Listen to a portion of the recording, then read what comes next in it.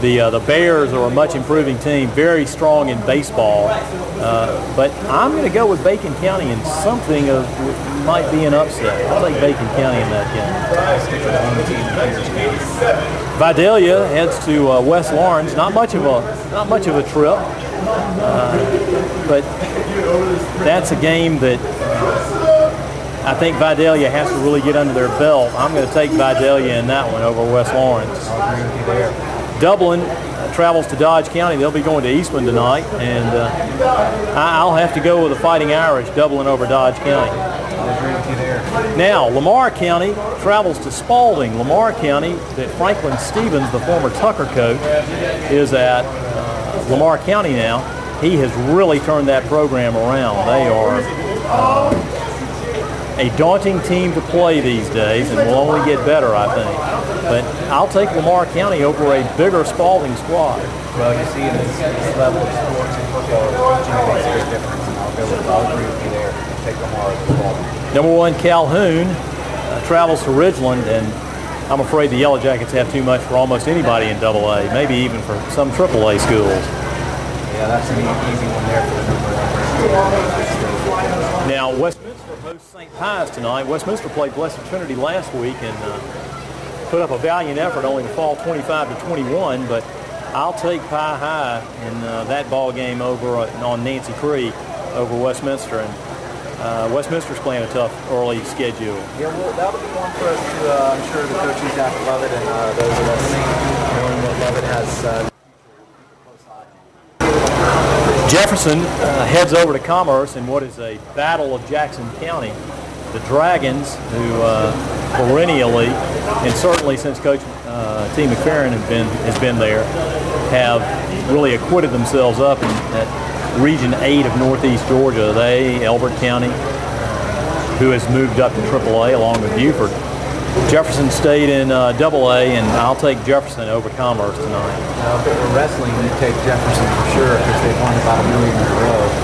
But I'll take them for football tonight over Commerce as well. And then Savannah travels all the way up here to Lilburn, we'll call it, to take on GHSA, and I will have to go with the Spartans tonight, even though Savannah is somewhat of a bigger school and in fact plays in a much larger classification. I'll take Savannah.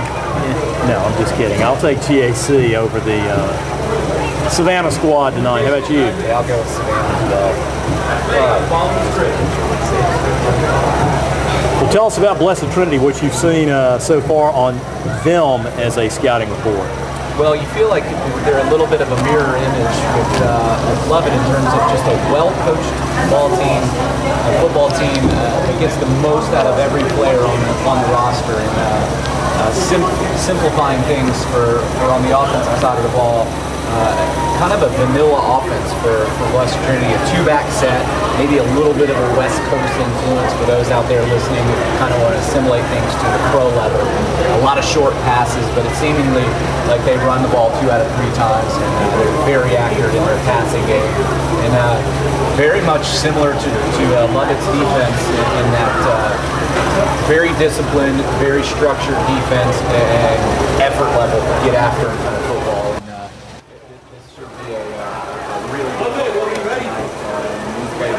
Tough, and they play that tough in their history. And there seems to be that slight budding rivalry that's taking place, maybe the rival school kind of thing. But either team wants to feel like they've lost the football game to the other.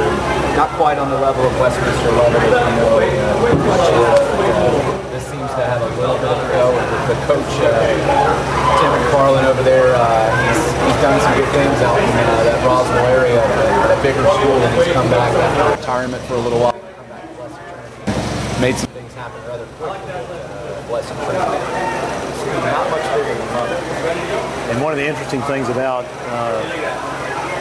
Blessed Trinity that has made this rivalry sort of interesting is they go on the road and beat us. We go on the road and beat them. Right, it seems kind of a back and forth game, and it seems to be quite evident. Not that much doubt, and the confidence level we've showed up there or they've showed up here as to who might be a better team. from the snack personally. Well, we'll turn things over to Lovett Network Control for a look at what's going on around Lovett this week. You're listening to exclusive coverage of Lovett football on the internet on gaprep.com.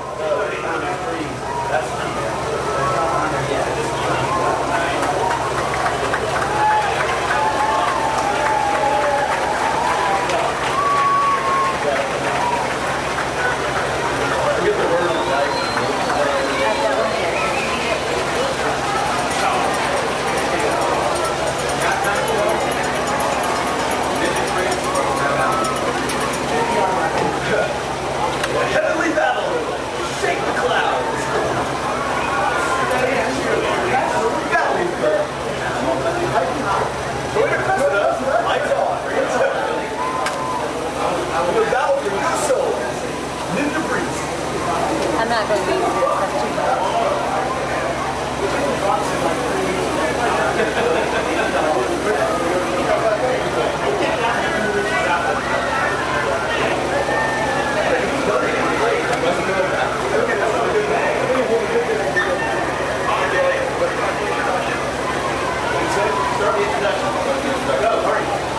Ladies and gentlemen, we now ask for a moment to deliver in silence as tonight's pregame prayer is given by Lovett senior James Wilby, the best rewarded member of the 2012 Lions football team.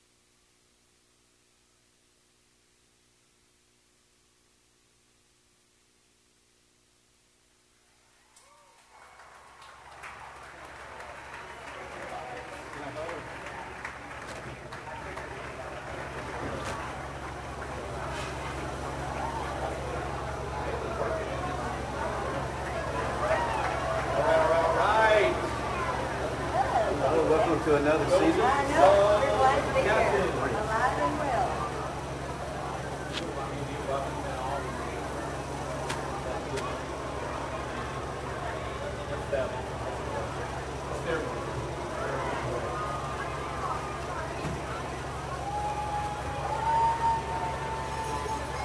Well, needless to say, the goosebumps come up when I hear that music being played.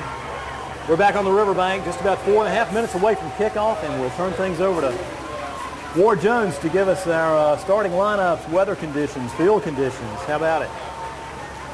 Well, we've got a beautiful night for football. We're going to have to watch. Last week, we did have a little bit of cramping issues again. Takes us back a few years to Westminster back there. But we've got a little bit of a humid type condition here, about an 83, 84 first game here on the riverbank. The field was right and cleaned up nice. We're in good shape for another night of high school football here on the riverbank. Captains are coming out, and we're about to move forward with the coin toss here. And let me give you the starting lineups. First for the Lovett. Actually, let's start with the visiting Blessed Trinity defense. They've got kind of a 5-2-5, 5-2-4 look. We'll start with their defensive backs. At one side over there, Carter McManus, a junior. Junior Chris Egan. Junior Ryan Media. Senior Sam Roberts. And another defensive back, senior CJ Brazil. Linebackers for Blessed Trinity starting tonight. Sophomore Pat Krasinski and senior Will Slayton.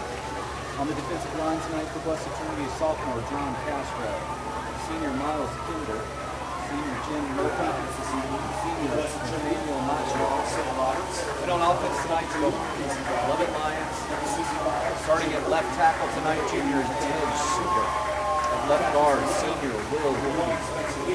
At center tonight with senior Forrest Bell. Right guard, another senior Corey Erdos. Big right tackle for the Lovett Lions tonight will be senior Kenneth Wynn. The one wide receiver out on the left will be senior Mitchell Marino. On the right side will be senior Wynn Martin. The tight end tonight for Lovett, senior Greg Rollins. Fullback tonight for the Lovett Lions, senior John Jameson.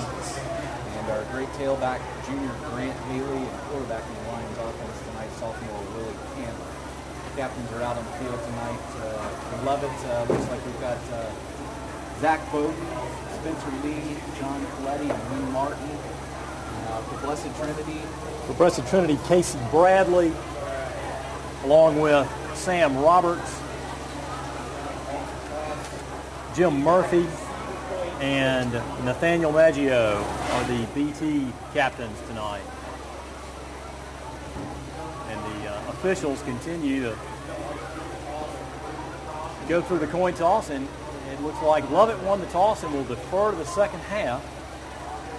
Let's see which end zone BT decides to take the football. They'll take the kickoff from the south end zone and move from your left to your right. The Lions will kick off from that north end zone, the Carter field above them.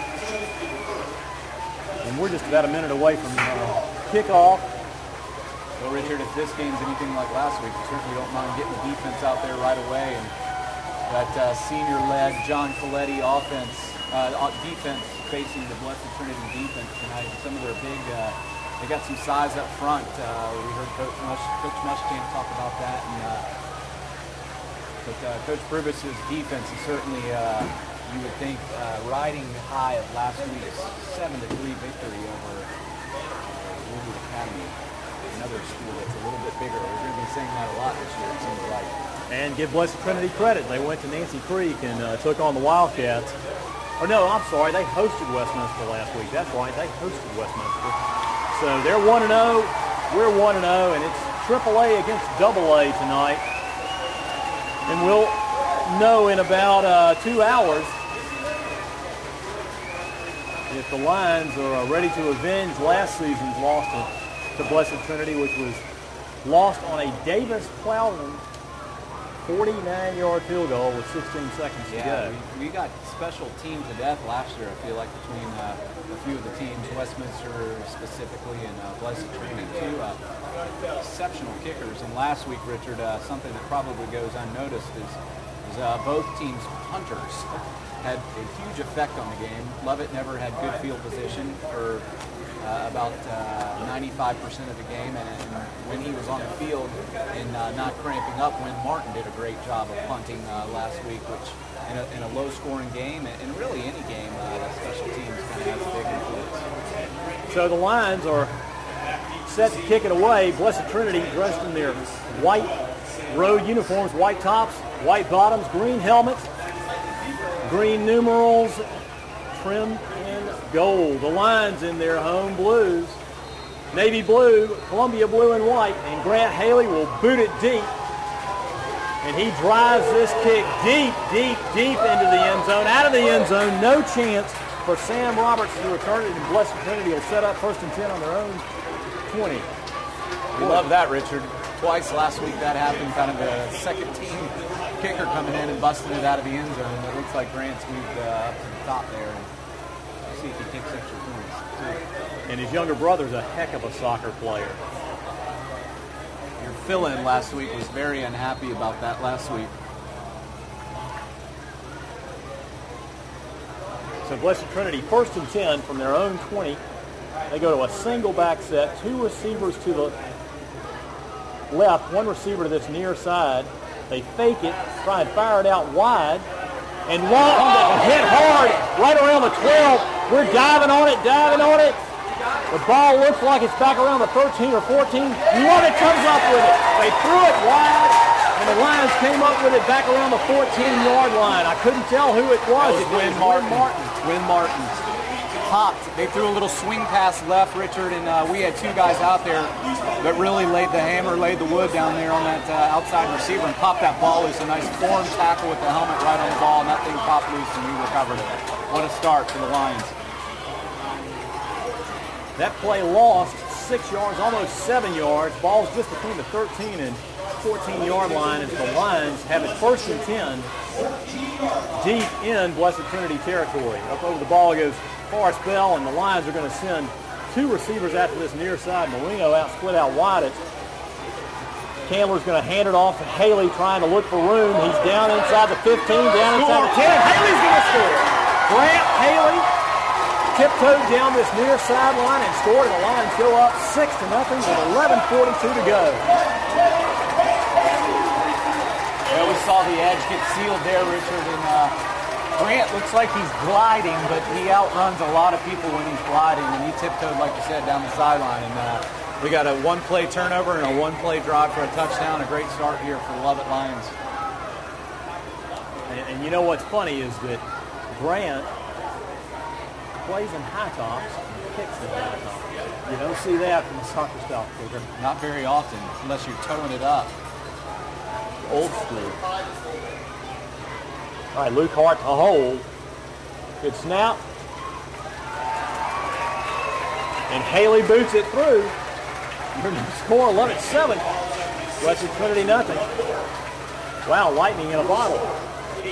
Now we need to get Grant some water so we don't have any cramping issues. I'm sure he's been carrying a bottle around all week drinking water, but a good start for Grant.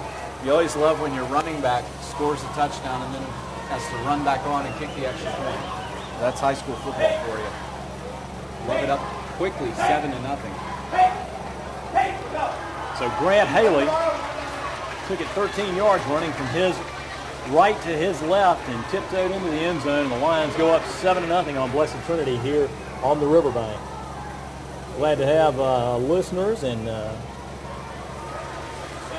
TV viewers, if you will, computer viewers, laptop viewers, iPad, iPhone viewers on our good friends from PlayOnSports.com joining us tonight.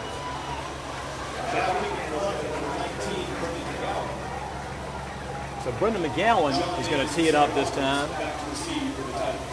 And deep for the Titans is John Davis and Sam Roberts standing just inside their 5. And McGowan's going to kick this short, and it's going to be fair caught right around the 30-yard line by Colin Bradley, and that's where Blessed Trinity will set up 1st and 10 right at their 30-yard line.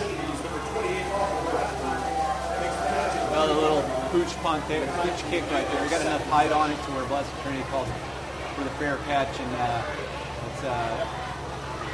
touchback is maybe a little better, but this is certainly not very good field position for Blessed Trinity. You might see them stick to the run here a little bit, Richard, after the short pass play was resulting in a fumble on their first possession. So Spencer McManus goes under center this time.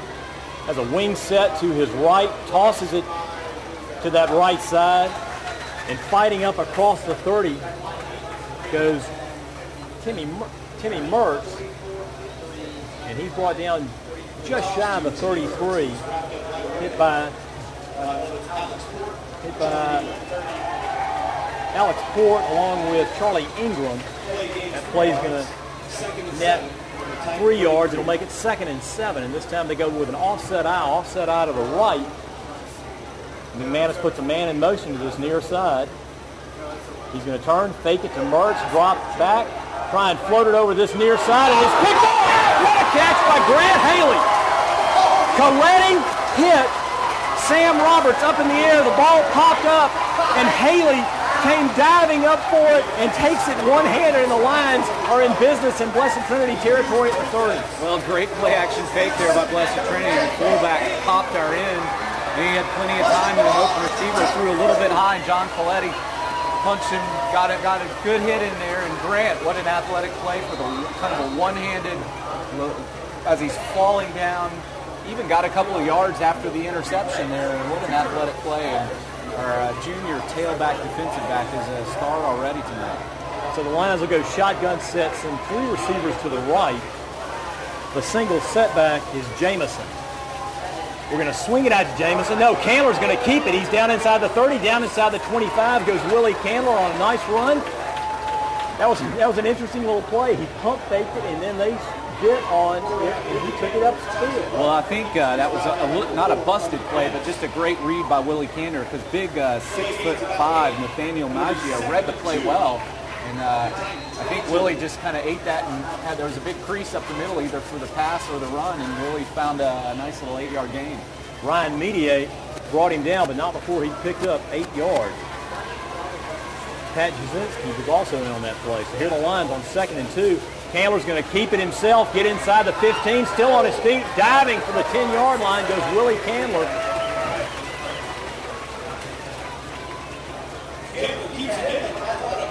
He was tripped up right around the 13-yard line by Pat Jasinski. And it's first down Lions right at the 10. And let's see the ball inside the 10. So it's 1st and goal from literally dead on the 10-yard line. Well, execution last week on offense was not the best in Coach Muschamp's mind, and we'll see this offensive line try to lead the way tonight for the Lions. So 1st and 10 Lions, we start out in a truck set and then send 3 receivers to the left, empty backfield. We put Lee in motion. We hand it to Lee, coming to this near side. Lee cuts inside, still on his feet. Lee gets down inside the 5 and the 1. Tough running by Spencer Lee there. He's good on that outside edge kind of sweep play. Grant, we've seen him do that a lot. And, we're in the hurry-up mode here, Richard. Good block by Rollins. And Blessed Trinity has to take a timeout as they had 12 men on the field. They were trying to hustle off Chris Keegan. Lee on that play was brought down right at the 1, just inside the 1, by John Davis along with Will Slayton and Jim Murphy. Well, I tell you, Richard, I love that when every player is on the same page. No matter what game it is of the season, all those guys got up off that. A nice gain on 1st down there to 2nd and goal. Inside the 1, all of them looked up, saw Coach Muschamp getting the quick hurry-up motion there, and they were lined up at the line, ready to go, and caught Blessed Trinity with 2 men on the field, and that forced them to call timeout. By the way, do you want to watch more of your school's great matchups, like the game you're enjoying here tonight? Tell your school to sign up for the Play On Sports school broadcast program. The program allows schools to broadcast all their games and other activities on the web. For more information, go to playonsports.com/S, that's in Sam, B as in Braves, P as in Phillies. Philadelphia Phillies, SPP. Okay, so here are the Lions on 2nd and goal from the 1. Ball's on this near hash mark. We're going to send Marino out wide right. Martin this side on the left. We go to a pistol set. Lee takes the handoff, looks for running room, and he's going to go down. And he goes down right at the line of scrimmage. He was hit hard right at the line of scrimmage by Austin Werkheiser, a junior defensive lineman. And Werkheiser did a good job of stuffing Lee. Richard, they got some size up front in their interior line there on their defensive front. And, Werkheiser stands out there, and along with big linebacker John Diggs, looks like he's kind of a safety linebacker hybrid, but he came up in the top 3 too. So third and goal, we put Lee in motion. High snap. Candler's going to keep it himself and scramble in to score. Willie Candler calls his own number, faked it to Lee, running to his right, and kept it right behind Bennett Glenn and scored. Yeah, just a great block there. Our center, senior, experienced guy, Forrest Bell, led the way there, and we pinched that edge and got a wide open run there. Easy touchdown for Crazy Legs Willie Candler. Lovett on now for the extra point. Mac Warren to snap. Luke Hart to hold, and Grant Haley to attempt the extra point. Good snap, good hold, and Haley boots it through. Your new score, Lovett 14, Blessed Trinity nothing, with 8:44 to go here in this first period. That Lovett drive was just 4 plays and covered 30 yards. The capper being Willie Candler's 1-yard jaunt into the end zone. Check that, it was 5 plays, not 4 plays. So 5-play drive for the Lions. They've had one 1-play drive and one 5-play drive. Well, it's hard to start any better than this on a nice humid evening for Friday night football here on the riverbank with Lovett's 2 turnovers, forced 2 turnovers in Blessed Trinity's possession, and 2 scores as a result. So the defense showing up strong here. Let's hope these coaches will be talking about not getting too complacent too early here and keeping that edge on energy and getting after it here, because Blessed Trinity is a good football team. We know that, and we know this game's far from over, but a great start for the Lions on offense and defense. So Pete for Blessed Trinity, standing right around their goal line, is John Davis, flanked by Sam Roberts. Haley approaches it, and he's going to boot this kick high, going to be taken by Davis up around his 8. Davis up across the 20, looking for running room. Gets up across the 30, up near the 35-yard line on a nice return by John Davis. And he was brought down right at the 35-yard line by Austin White along with Brant Wells. But a nice return, a 26-yard return. So best field position so far for the Titans, as they have it 1st and 10, moving from your left to your right. Now they go to that traditional I set. McManus goes under center. Mertz is his tailback. He's got a flanker split out wide going in motion this side. He hands it to Mertz. Mertz has quick running room off that left side. Mertz picks up about 6, almost 7 yards, running hard behind Casey Bradley, who had a good block. No, he's got a quick first step there, the little scat back type of runner there, Timmy Mertz. They just went straight off left guard, opened up a nice hole and a good gain on 1st down. Nick Bowden came over from his outside linebacker position to make the tackle, but Mertz picks up 7. It's 2nd and 3 from the 42. Blessed Trinity again in a tight I set, one receiver right, one left. They're going to take it, run play action. It's going to be caught on that wide side by Davis. And just shy of the 50, but enough to pick up a Blessed Trinity 1st down. He delivers that ball very, very crisply. Yeah, Jack McGranahan read that pretty well, but he was just a half step late maybe just collecting that ball. McGranahan, along with Wynn Martin, brought down Davis, but not before he picked up 6. And that's the MO for this Blessed Trinity offense. A lot of quick hard passes, and we saw that quarterback throw it well. So 1st and 10, they run a trap, and they hand it off to that freshman running back, Milton Shelton, and he gets hit pretty quickly, right at about midfield.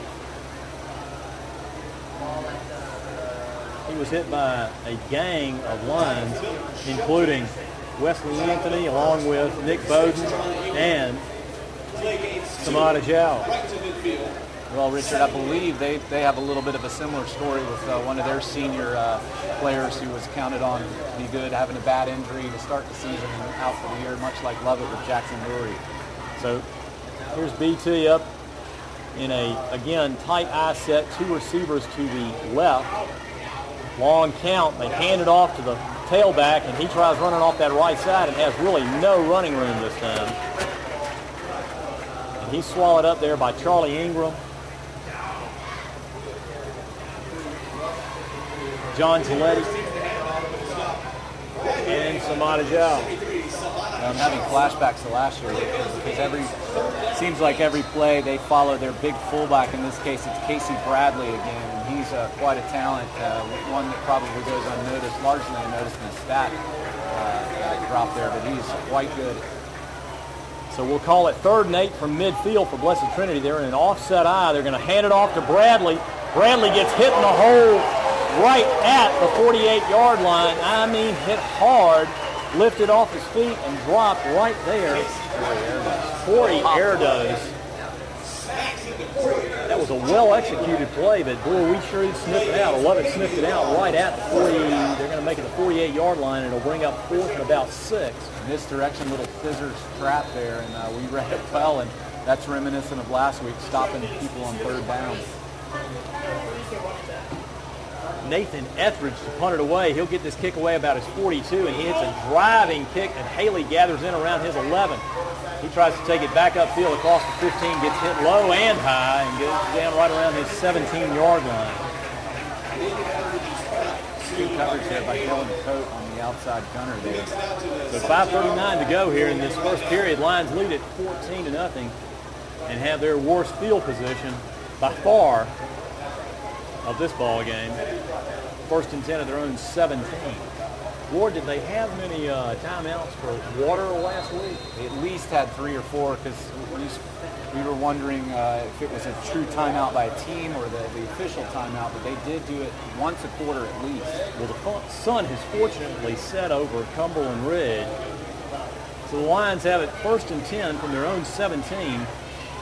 We shift Lee from the right to the left, so we've got one single setback is Jamison. We fake it. Candler tries to keep it, and he's going to get dropped right there. Just popped really quickly by Jim Murphy. We're going to call Murphy's name a lot tonight. He gets off the ball very quickly. Yeah, good play. Just good individual effort right there by the senior, big senior, kind of a defensive tackle, noisy tackle type. And he read that play well and a sure tackle. That'll make it 2nd and 10 Lions from their own 17. We're going to send Wynn Martin out way wide right, empty backfield. Well, we better get set. Now we go to a pistol set and an offset eye to the right. And looks like Blessed Trinity jumped. They did a hard count after the shift there, and Blessed Trinity went into the neutral zone in high school. That's an automatic 5. Was that a shift? That was a lot of people in motion. Shift. Yeah, that's why I kept saying they better get set. Offside. Yeah, I don't know if you would really call that a shift. It looked like you didn't know what was going on until the quarterback yelled set. So offside's called against Blessed Trinity.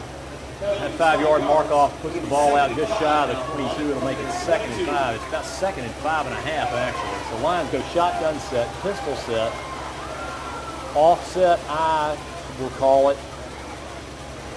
Offset to the right. We hand it off to Lee. He has a little bit of running room up across the 30. Still on his feet and brought down right around the 33-yard line. Goes quick Spencer Lee. He was brought down by Sam Roberts, but not before he picked up 10 yards and a Lovett 1st down. Well, Richard, last week we struggled on 1st and 2nd down to get positive yardage, and that put us in 3rd and long so often.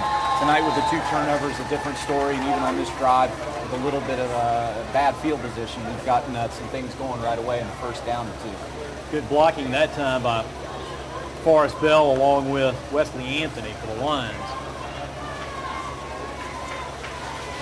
So here are the Lions on 1st and 10. Again, a same pistol set. We're going to flip-flop Rollins from the left to the right as our tight end.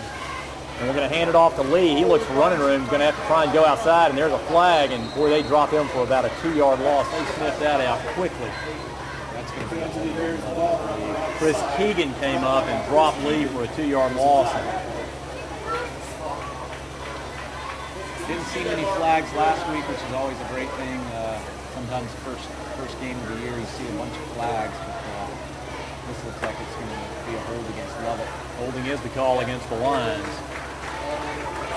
3:53 to go here in this first period. Lions lead at 14-0, but Blessed Trinity has a decision to make whether they accept this penalty or accept the 2-yard loss. Well, we'll call it a 1-yard loss, and it looks like they are going to go ahead and mark it off. So far, They'll mark this ball back right around the 21-yard line, so it'll bring up 1st and 21 from the 21.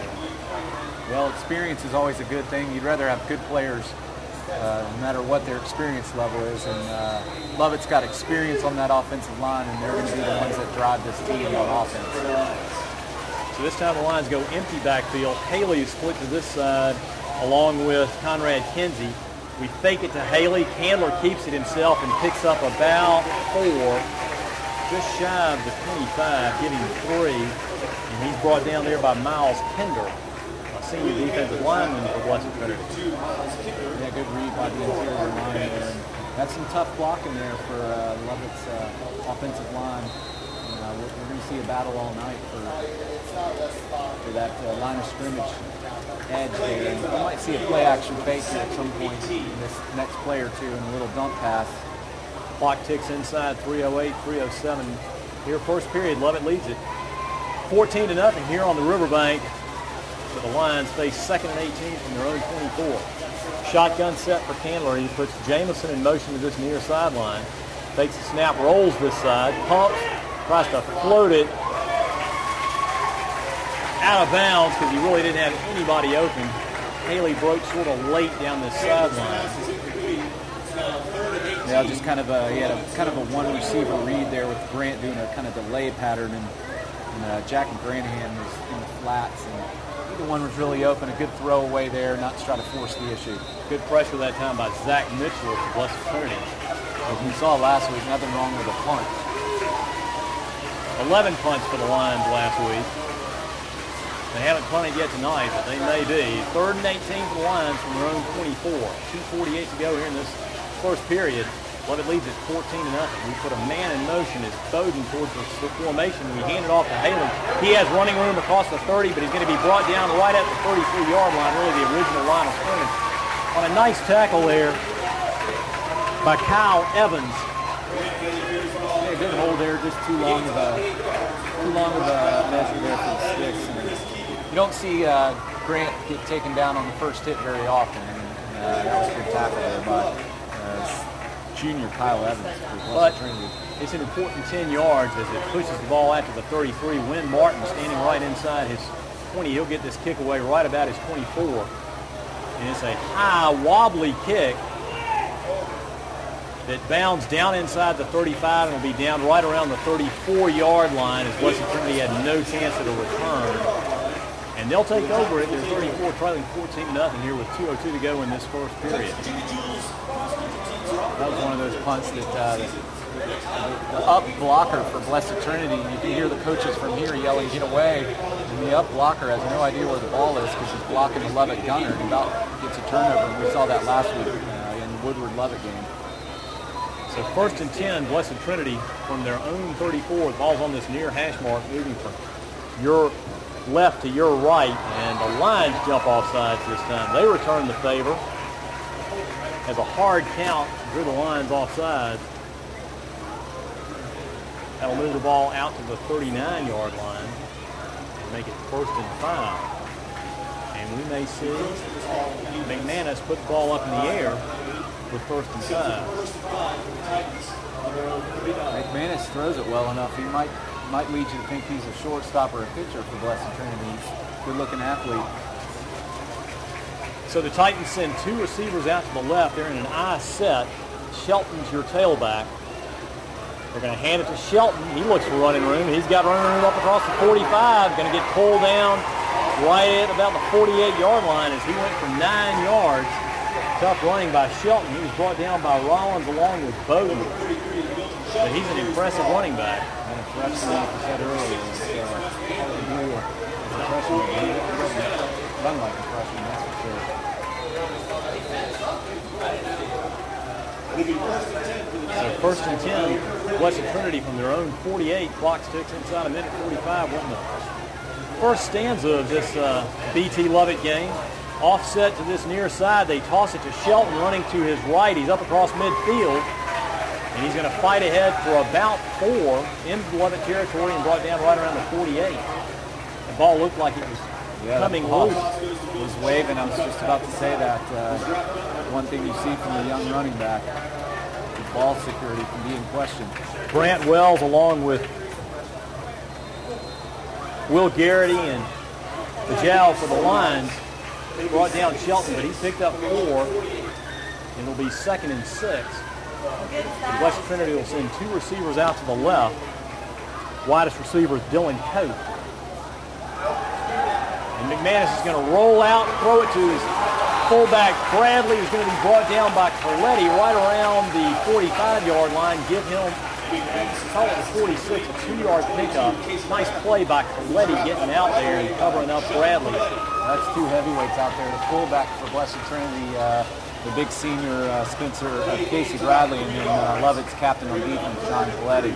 It's another great open field tackle by the Lovett senior linebacker, bringing up a 3rd and, what do you think, 3 or 4 here?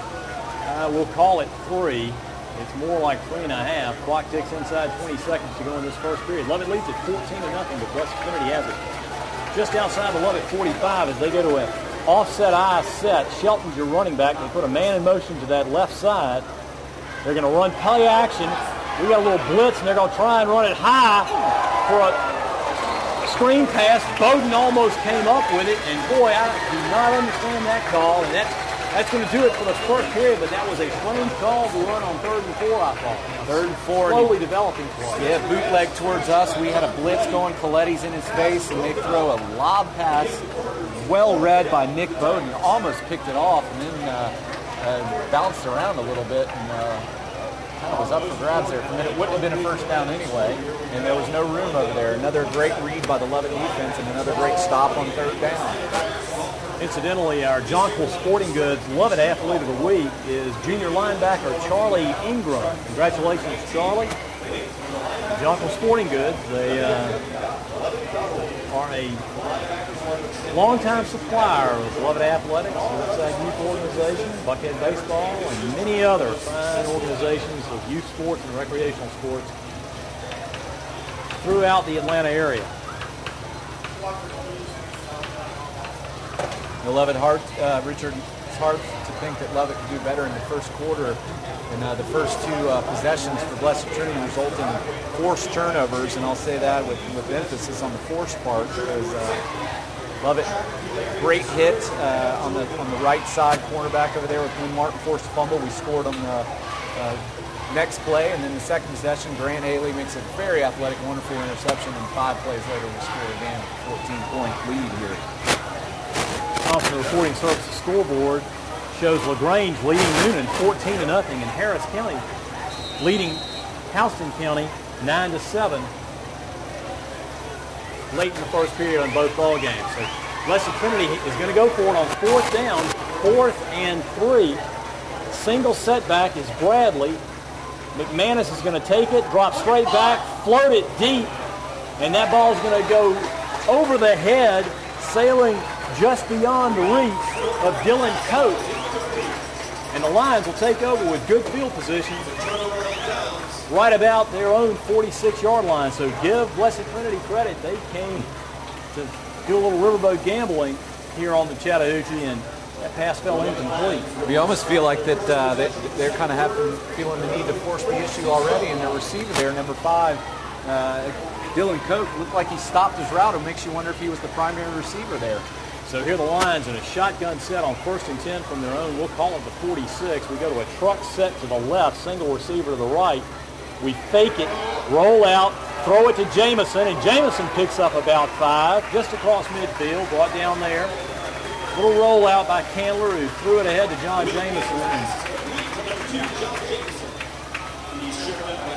They are going to mark it just into Blessed Trinity territory. He was brought down by Kyle Evans on a short tackle. Yeah, nice little swing pass there in the flat, wide open. Good first down gain there by the Lions. 11:25 to go here, second period. Lions have it 2nd and 5 at midfield, leading at 14-0. We're going to put one more in motion. Candler's going to call his own number and dive ahead to the 45. Looks like he may be just shy of a first down. He picked up 5 on that play. He's going to be about a half-yard short. Lovett's up to the line quickly. Carter McManus and Miles Kinder brought him down. The Lions quickly up on 3rd and 1. Candler's going to call his own number, follow his guard, Corey Erdos, and pick up 4 and a Lovett first down. Again, great coaching by the Lovett coaching staff. Good response there by the Lovett offense. Short yardage situation, get up to the line, run the little quarterback lead there, and get about 4 or 5 yards for a first down. Lovett's offense looks great tonight so far. It helps that they've had good field position too. 10:47, 10:46 to go here, second period. Lovett leads it 14-0. It is moving deeper into Blessed Trinity territory as the ball is first and 10 at 41. We're in an offset eye. Candler takes it, fakes it, looks deep for Martin, and that ball's going to be picked off. He floated it deep. And nice coverage down there deep for Blessed Trinity. Chris Keegan, junior defensive back, went up high and brought it down right around the 12-yard line. And I don't know if we ran the route we were supposed to there. It looked like they both sort of floated into the route. Well, he was kind of running down the seam on the hash there, and they had their safety playing center field, read the fake on the play action there, and kind of a floating ball that's more often than not going to be picked off versus completed for the Lions and a turnover for the Lions offense. So Blessed Trinity has it first and 10 at their own 12, and McManus is going to roll out to his right, stop. He's under some pressure, he's going down. McManus goes down right around his 6-yard line. Brant Wells came slicing in and brought him down right at the 7. That play's going to lose 5 yards. That's a coverage sack. Quarterback Spencer McManus rolled out there, and just a coverage sack, and we caught up with our containment there. And backside pressure gets him with the senior Brant Wells making the sack. So 2nd and 15 at their own 7. Single, check that. I set. Mertz is your tailback. They hand it to him. He's got a little bit of a burst off that right side, running behind Bradley. He gets back to the original line of scrimmage. It'll make it 3rd and 10 from the 12. Ingram and Coletti combined to bring down Mertz right at the 12. So it is, in fact, 3rd and 10. Ball is squarely at the 12. Blessed Trinity's in no hurry to huddle up right here. I don't know if they're going to, they are. They're going to call a timeout. They were taking all the time over at the numbers. McManus was looking towards the sideline, and so with timeout on the field with 9:16 to go here in the second period, Lions lead at 14-0. By the way, did you know that you can recycle your batteries, your alkaline, mercury, and button cell in the Lovett campus store? Remember to please apply tape to both the plus and minus side to prevent explosions while shipping. And this is just another of the Going Green effort at the Lovett campus store. Its prices are always lower than retail. There's no sales tax on any item, and all proceeds go back to the school. Video replays of Lovett football are also available courtesy of Timeless Productions. Also want to mention that Play On Sports is on Facebook and Twitter, giving you news and information and links to great highlights. Follow Play On Sports on both Facebook and Twitter. You can also access thousands of live and on-demand games on YouTube at youtube.com/playon-network. Keep up with all the high school action every week from your destination for high school sports. PlayOnSports.com. Well, good. When you get a sack on first down after a turnover, it makes things a little bit different for Blessed Trinity's offense and Lovett defense, and they got 3rd and long here. 3rd and 10. McManus is going to fake it, roll out to his left, fire it short and complete to Dylan Coate on a very good little waggle pass up around the 28. Play picks up 16, 17 yards. Coate gave us fits last year. Martin knocked him out. No pressure that time. That play action ate us alive as he rolled out to his left. It's opposite the gaunt side there, and makes it a little tougher throw, but he threw that with some zip on it and a perfect accuracy and a first down on 3rd and long for Blessed Trinity. Clock stopped, 9:09 to go on that 17-yard pickup. 1st and 10, Blessed Trinity from their own 29. They're moving from your right to your left. Shelton's your tailback, 2 receivers to the right. He fakes it to Shelton, looks to his right, rolls out, fires it, intercepted by Lovett. Brant Wells right around the 27-yard line, gets inside the 25, down to about the 21, goes Brant Wells. Where was he throwing? Well, he had an open receiver there, Richard, right at about the 7-yard off the line of scrimmage there, but Brant Wells kind of roaming back from his linebacker position, just jumped up and caught that pass, one of those where the quarterback's looking through the defender, throws it anyway, not thinking that that's going to be a problem, and a pretty darn good catch on the ball that was thrown really hard. Third turnover for the Lions here, and we've played not even a quarter and a half yet. First and 10 Lions at the Blessed Trinity 21-yard line. Here the Lions in a shotgun set on first and 10. We're going to hand it to Haley running right. He cuts out inside. Haley's got running room down inside the 5, but it looks like we've got a flag on this near sideline, and it's going to come back. Yeah, it looks like we held the edge a little too long there, and that play is the call against the Lions, and that's going to negate the 21-yard sprint by Grant Haley. Yeah, great edge run there again, much like the we saw on the touchdown earlier after the first turnover by Blessed Trinity the Lions got. We held on a little too long on the edge there, and that side judge threw his flag immediately. I can't say that it was a bad call, but one that we wish wouldn't happen for sure. Penalty stops the clock with 8:50 to go here, second period. Ball is going to be marked back all the way to the 30. It'll make it first and 19 for the Lions in Blessed Trinity territory. The Lions will send Bowden out wide, way wide left. We have one single setback as Jamison flanking Candler to his right. Candler takes it, drops straight back. He's in trouble. He's going to look for running room, but he's going to go down. That pocket collapsed, and he was under instant pressure. Well, we looked like we were just going to throw a quick pass out to Spencer Lee on the left there and just let him go one-on-one. But John Davis, the senior defensive back over there, kind of that hybrid linebacker safety, read the play perfectly, and then the pressure, like you said, Richard, got into him in a hurry. He tried to run up the field, but there was no room, and it looked like they were trying to set up blocking downfield, too. And John Castro, a sophomore defensive end, finally finished Candler off. And that play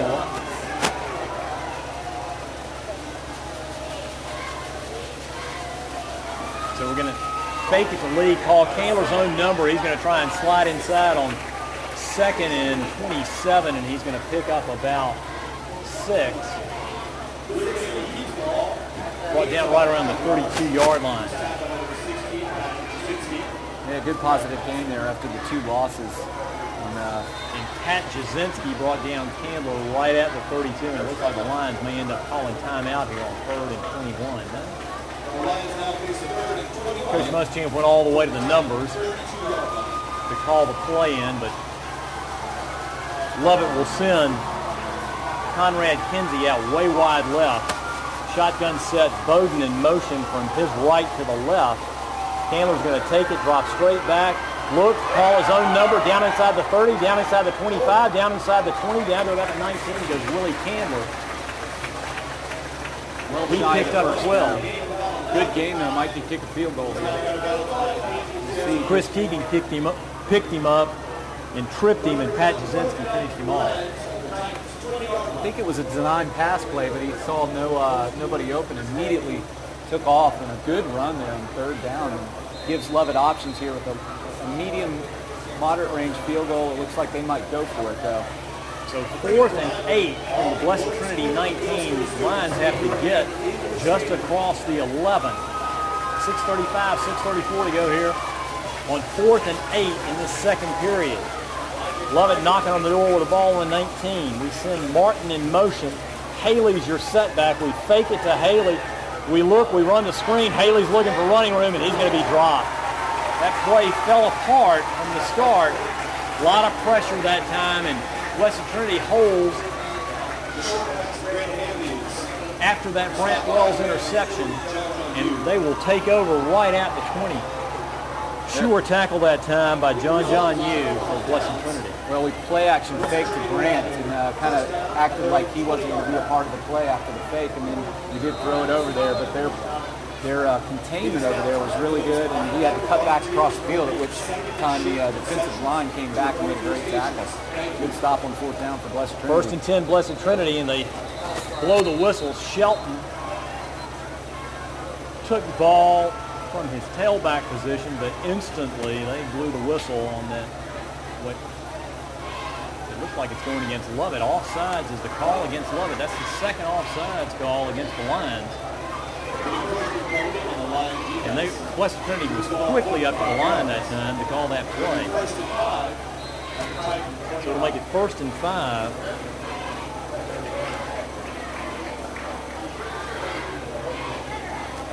First and 5, Blessed Trinity from their own 25. Tight eye set, Shelton's your setback. They hand it to Shelton. He hits hard off this right side, but he gets wrapped up just across the 25. Guess who? Coletti and Ingram brought him down after about a 1 yard, almost 2 yard pickup. Coletti's everywhere again. Lovett leads at 14-0. 5:56, 5:55 here in this second period. And Blessed Trinity will play 2nd and 3. Ball's on this near hash mark, moving from your right to your left towards that south end zone. At their own 27, Blessed Trinity goes offset eye, and they hand it to Shelton. And are we offsides again? Because they blew the whistle. That's going to... I didn't see it. We must have lined up offsides. That's the only thing it could be. Coach Muschamp's out for Offsides is the call against Lovett. He must be lining up offsides there because it's not a jump situation. It's not a hard count where Lovett's jumping off, so it must be that they're lining up. And Coach Muschamp's not happy about this guy. Yeah. So that offsides, the second offsides in this series, gives Blessed Trinity a 1st and 10 at their own 32-yard line and stops the clock at 5:38 to go. Here in this first half, the Titans will send 2 receivers out to the right. Shelton is your tailback and an offset eye to the left. Very tight formation. They put a man in motion, his coat towards this near sideline. McManus takes it on the trap play, hands it to Shelton. He's got some running room. He's off this near side. He's got running room down this near sideline and finally going to be pulled down right near midfield as he was wrestled down by Alex Port finally. That's a young running back. Looked like he was about to get popped about 5 yards down a game there. He ran right through a tackle by Wynn Martin, something that we didn't see from the Lions defense last week. They missed tackles, and he got about 10 yards after contact there. Very nearly broke it. Impressive run by the young freshman running back for Blessed Trinity. He stays in there as Blessed Trinity is just shy of midfield. 1st and 10 from their own 49. Offset eye. They put a man in motion to that far sideline. They fake it. McManus is under a little bit of pressure. He's going to float it out wide for that far sideline for John Davison. There's a flag that comes out. I was watching the ball float. They're going to call roughing the passer on John Coletti. A very questionable call. Everybody on the right sideline is not happy about that. John Coletti walked away with a perplexed body language. Personal foul is called against Lovett for roughing the passer. I didn't see it, so I can't comment on it. Great quarterback play there. I don't know if Richard was calling it on the extra maybe tackle, but he was right there where the ball was released. Maybe he thought he should have let him go, but he was hitting him as the ball was being released. And you can call that a true roughing. Nonetheless, a big break for Blessed Trinity. So Blessed Trinity on that personal foul has it deep in Lovett territory at the 36. That 15-yard mark-off sets them up. High set. They hand it to Shelton on the trap play. He comes off this near side. He's going to be pulled down by Coletti. Boy, Coach Muschamp is not happy. Well, I think he wants to hold there on the left tackle there, pulled down big 66. Yeah, he pulled down Wesley Anthony on this other side. And I tell you, that running back, the young running back, he's got a low center of gravity, so we're going to have to get down and get low on him. He's a tough tackle right now. He's getting better as the game goes along. Clock's inside 4:30 to go here in this first half. Blessed Trinity picked up 2 on that run by Shelton, and they go to an eye set again. One receiver right, one receiver left. McManus is going to take it, drop straight back, fire it, complete, and hit right there by Wynn Martin with Chris Sabert. And that play is going to pick up 5. And Siebert goes down right at the 29-yard line. We'll bring up 3rd and 3 in the 29. And they're in 4-down territory. I don't know how he caught that ball because when Martin had great coverage, got his hand in there, and he was rolling around. I don't know if he really ever secured it, but completed the pass nonetheless. The 3rd and a long 2 or a short 3. I set. They hand it to Shelton. He's going to come up short.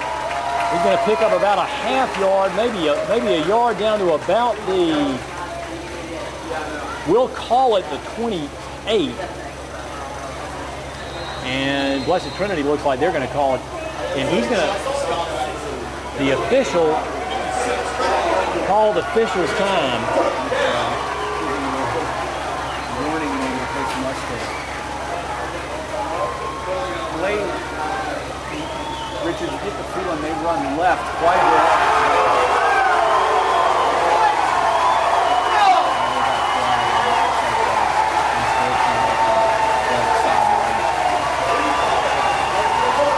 Looked like he tried to come over and give him a warning, or maybe by doing that he made the situation worse. It was going to be 4th and 4, but now it'll be a Well, it sort of reminds you of old Country Joe West.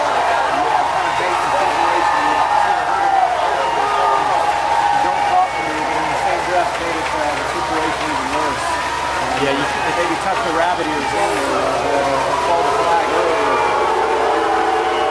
That's about 5 penalties on Lovett here. And the interesting thing is they marked it off 15 yards instead of half the distance. Yeah, this has gotten out of hand a little bit. It's tough ball goes back on the roughing the passes. The ball was on the 29, they marked it to the 14. But 1st and 10, Blessed Trinity, 3:24 to go here in the second period. They're going an I set this time. So 40 yards in penalties to set the Titans up. McManus under center on this 1st down play. He's going to hand it to Shelton. Shelton's going to fight inside. Fumble. No, and he comes right back up. That ball came straight back up into his hand. The near side ref here, line judge, dropped his beanbag indicating fumble. That ball bounced off the ground right back into his hands, and he got about 4 more yards after that. So hard running by Shelton off that right side. Looks like a 1st and goal there. This is the drive they sorely needed. Tyler Shiflett made the tackle there, but they're in business. 1st and goal from the 3. Ball is just inside the 3.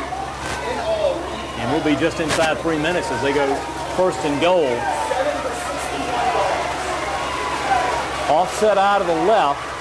Put a man in motion to this near sideline.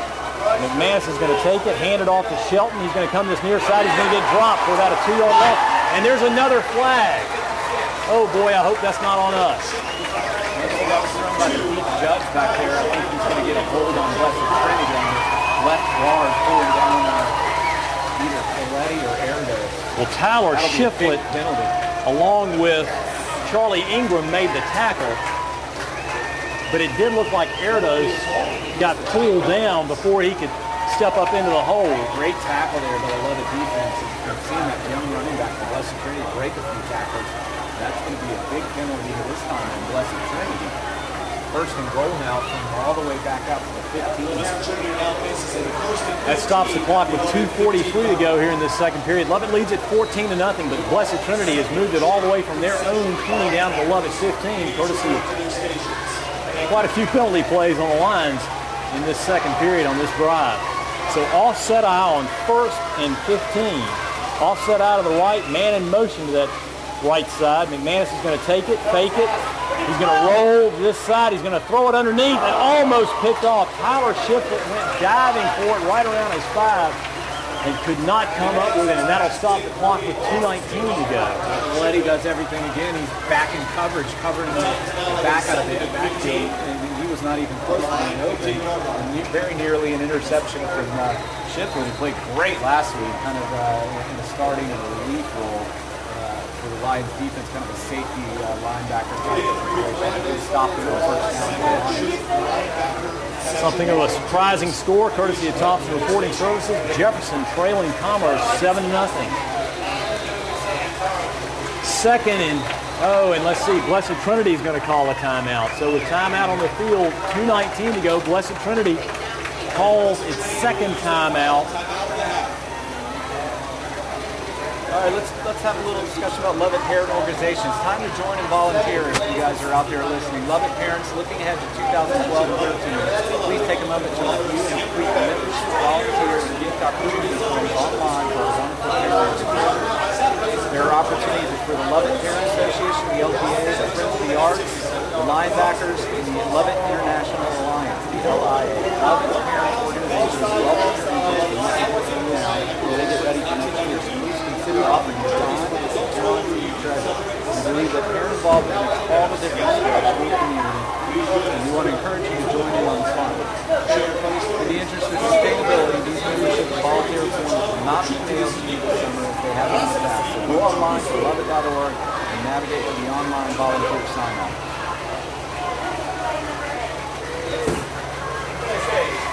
So the Titans face 2nd and 15 from the Lovett 15, moving from your right to your left towards that south end zone. McManus will send Sam Roberts wide to the right, offset eye. He fakes it to Shelton. He's going to roll out to his right. Erdos giving chase. He's going to float it towards the end zone for Roberts, and he's going to dive but not come up with it. Right in the corner of the end zone. Good coverage, good pressure on the lines. That stops the clock with 2:11 to go here in the second period. This is Lovett's defense so far on first and second down after the penalty to make it a first and goal, a long goal from the 15. Showed up in good form there. Great coverage again downfield. Nobody was open. Kind of looked like he was throwing it away or throwing it kind of out of bounds there. 3rd and 15 for the Titans. They're going to send one wide out. Davis on this near side. They've got an eye set. They put Roberts in motion towards that far sideline. He's going to take it, run the draw to Shelton. Shelton's got running room. Shelton gets inside the 5, and Shelton scores. Great call by the Titans. And Shelton takes it and scampers 15 yards for a Blessed Trinity score, and the Titans get on the board with 2:04 to go here in this second period. Yeah, you're exactly right, Richard. The right call at the right time. It's kind of a little draw there. He had some outside blitzes going up, so we ran right through the run there, and he had a wide open 10-yard gain there, and did a little juke at the 5, and ended up scampering into the end. A big score for Blessed Trinity with 2:04 left in the second quarter. Mark Nolan's attempt is good, and your new score, Lovett 14, Blessed Trinity 7. Late in the second period, 2:04 to go. Scores courtesy of Thompson Reporting Services scoreboard. LaGrange 14-0 over Noonan still. Baldwin County leads Jefferson County 7-0, and Cedar Shoals leads Hart County 7-0 late in the first period. That Blessed Trinity scoring drive was 8 plays. Covered 80 yards. 4 penalties are called against the Lions. 2 offsides and 1 personal foul and 1 unsportsmanlike. I think we'd like to have those 40 yards and penalties back. Yeah, that's big. And if it's going to be 4th and short and the unsportsmanlike that call, who knows what's going to happen. But kind of a little bit of a downer for the Lovett defense. We kind of had the momentum on their side all game with turnovers. It's a pretty impressive drive there by Blessed Trinity, especially on the 3rd down call, 3rd and goal from the 15, and get the touchdown.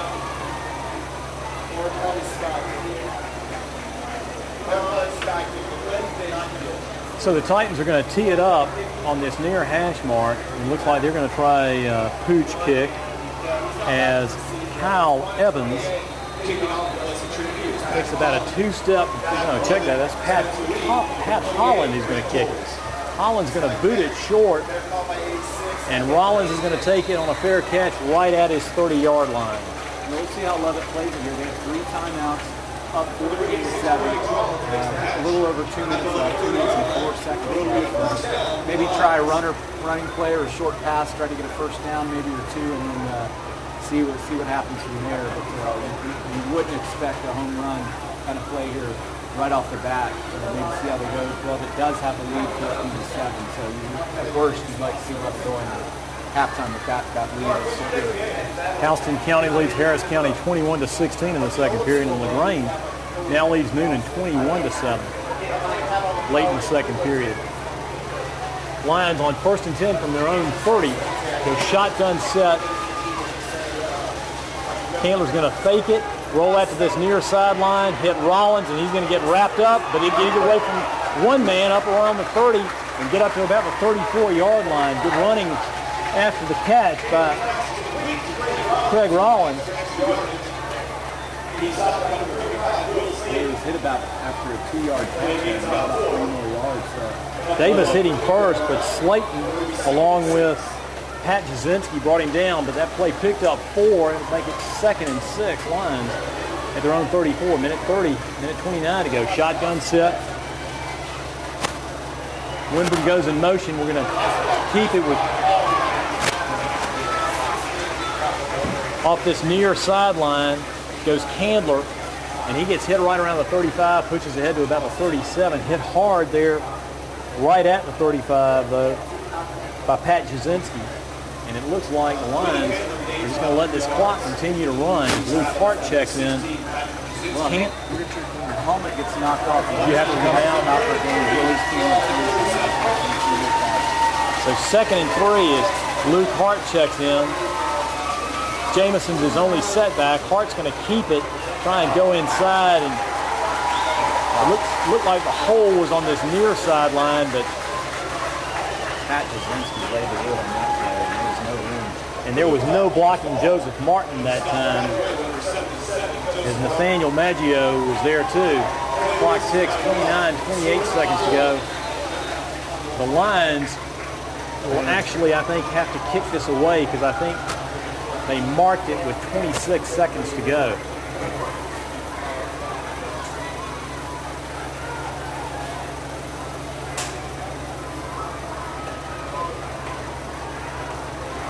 And they may end up taking a delay here. 2 seconds, 1 second. No delay, so it must have been right on the 25-second mark. An exciting first half of football. The Lions went out 14-0 in a blink of an eye, but Blessed Trinity has come back to cut it in half. 14-7 at the half. Lions lead it here on the riverbank. Stay tuned for our halftime show presented by Midtown Bank as we come back and visit with special guest Jordan McClain, Lovett class of 2009 up at Franklin and Marshall College. You're listening to exclusive coverage of Lovett football on the internet on gaprep.com.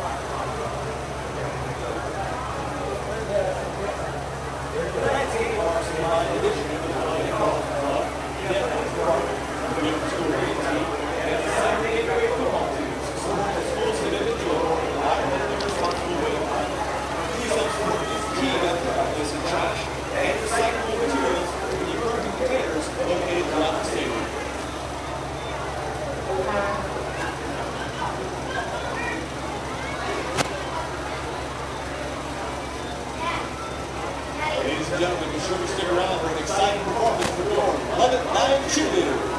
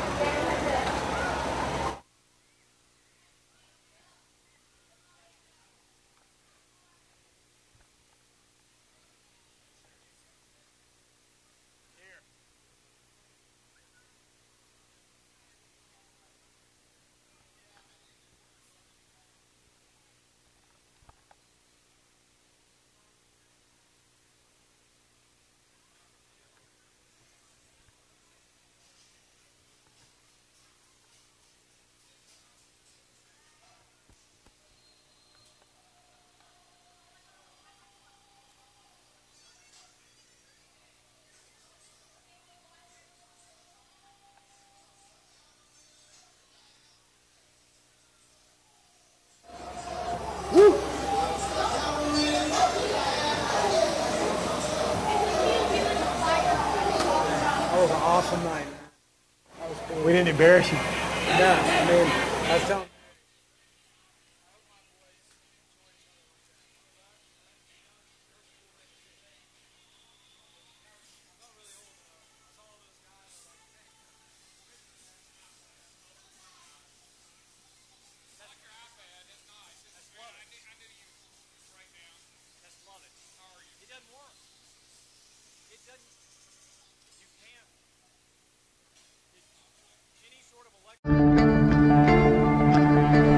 one match away from immortality. This is a total team effort. We're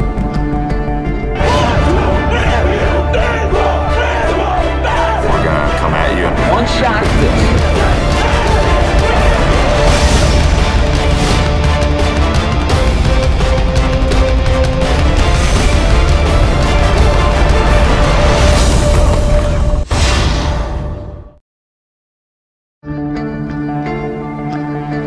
One match away from immortality. This is a total team effort. We're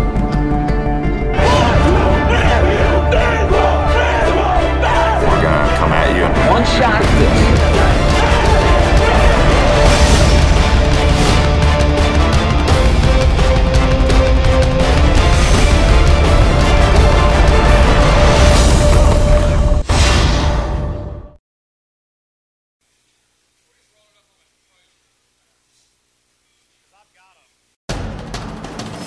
We can get a player up here. Oh, that's good stuff. All right, perfect. Prepare a Wiley Ballard graphic. Do you want me to start the stream? Start the stream. Camera 3. Beautiful. We're coming in on 1. For more information on how your school can join the Play on School broadcast program, go to playonsports.com/SBP.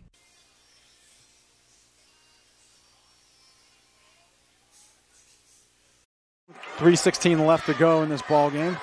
I formation, 3rd and 3 from the 45 of the Wolverines. And this time, holy cow! Dion almost hands it to the Westview player. He's going to run this to the 5-10. Touchdown, Wolverines! How did that happen? That was Snyder. Holy cow! He was in the backfield before the running back could even get the handoff. He took the handoff from Dion. He took the ball right out of Dion's hands and just... Holy cow! Can't say I've seen that one very often. Snyder comes shooting in from the A-gap. I think Dion froze when he saw him. He's ready to hand off to his running back. He froze when he saw him and just let him have the ball. 12 seconds to go. Oh, you could hear a pin drop. 5, 4, 3, 2. Get the snap off. Last play of the game. Brewster rolls right. Gets away from 2 sacks. Dons win. Sack at the 20-yard line. What a game. And number 40, Lucas Zinder with the game-saving sack. And there is heartbreak on one sideline and a jubilation on another. Offset eye for the Grizzlies as Keeney takes it under center. They'll send a man in motion, pitch back to Bird on the sweep. Bird finds a seam. He might go, folks. 20, 15, 10. Drags a tackler. Touchdown! Bird goes 38 yards for the touchdown on the sweep. One more snap is all it's going to take, and there you have it, folks. Your 2011 Division I Sac Joaquin section champions, the Granite Bay Grizzlies, as they defeat Pleasant Grove 30-24. Jacqueline Williamson. Her serve is over. Dug by Holt.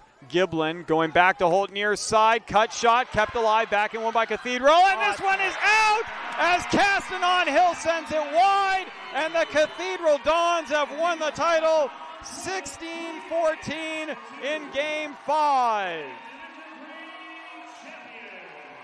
Thomas with the ball, swings it out to Norris. Cameron Taylor tried to block that one away. Norris with a strong take, blocked by B.J. Anya. Huge block. Robinson leading the break the other way, gets it to Grant.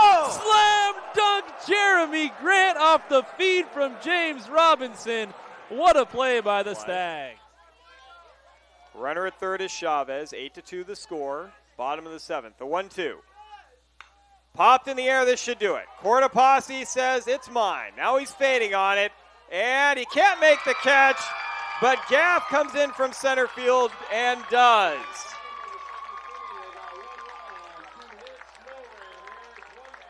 Congratulations to the St. Mary's Rams, a three-peat. They win it 8-2 against Franklin to take the series 2-0. This is time to run an offensive set that you've done all through the season in practice. Yeah. And you also, you get it to your to your hottest player right now, just like they're getting into Eichhorst right here. He's going to try to create some space, find somebody on the backside that's open. Eichhorst flush out to the right. Oh, breaks free of a player. Eichhorst on his own. Shoots and scores. Bounces a shot home. Kuz can't handle the shot. Eichhorst takes off the shirt and the helmet. And how about that? Alex called it. Eichhorst, after sustaining the injury in the third quarter of play, has scored the game winner with 22 seconds gone in the overtime period. Dogpile on the field. Marin Academy take it. A fantastic finish to this game, and well, I hope his other ankle isn't hurting after this. Hancock to his immediate left. 2 receivers far side, 1 near side. Hancock on a counter, right side. He's inside the 10. He bounces off a tackler at the 10, the 5. Touchdown, Helix. And behind Hancock, the field is littered with white jerseys on the turf. Wow. Hancock not to be outdone by his fellow playmakers on offense. Put on a show on that short 12-yard touchdown run. Looked like he was down after 3 yards, just threw a defender on the ground. As sophomore Chris Carter steps under center in their tight wing formation. Lycos in motion. Second back through is Freeman. Freeman just knocking people over. Look at him run. Breaks through. 4 tackles. And now it's a foot race to the end zone. And Freeman's going to go the distance. Touchdown Imperial on the first play of the second half. 2nd and 6 for Imperial from their own 47. They're going to give it to Freeman again off the left side. And Freeman gets by one wave and down across the 40-yard line. Still on his feet. Look at him run down to the 20-yard line. One man to beat. Gets by him. Touchdown Freeman. How did he do that? Holy cow. 64-yard touchdown run. His 5th of the game. Royce Freeman, ladies and gentlemen, you're about to see the top rushing, and as I look over to our partners at KXO Radio, the top rusher in the San Diego section for the next 2 years. That's just amazing. That is just amazing. They hit him in the backfield. They hit him at the line of scrimmage. They hit him a couple of yards downfield. They hit him again near the goal line. Keep those Lowell fans quiet over there.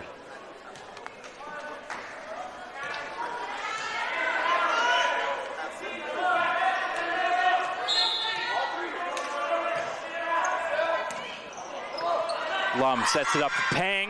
Long, it's out. Low, a magnificent 7 titles in the San Francisco section in dramatic style as they pull out a fantastic victory over a spirited Galileo Lions team. They win the 4th game, 31-29.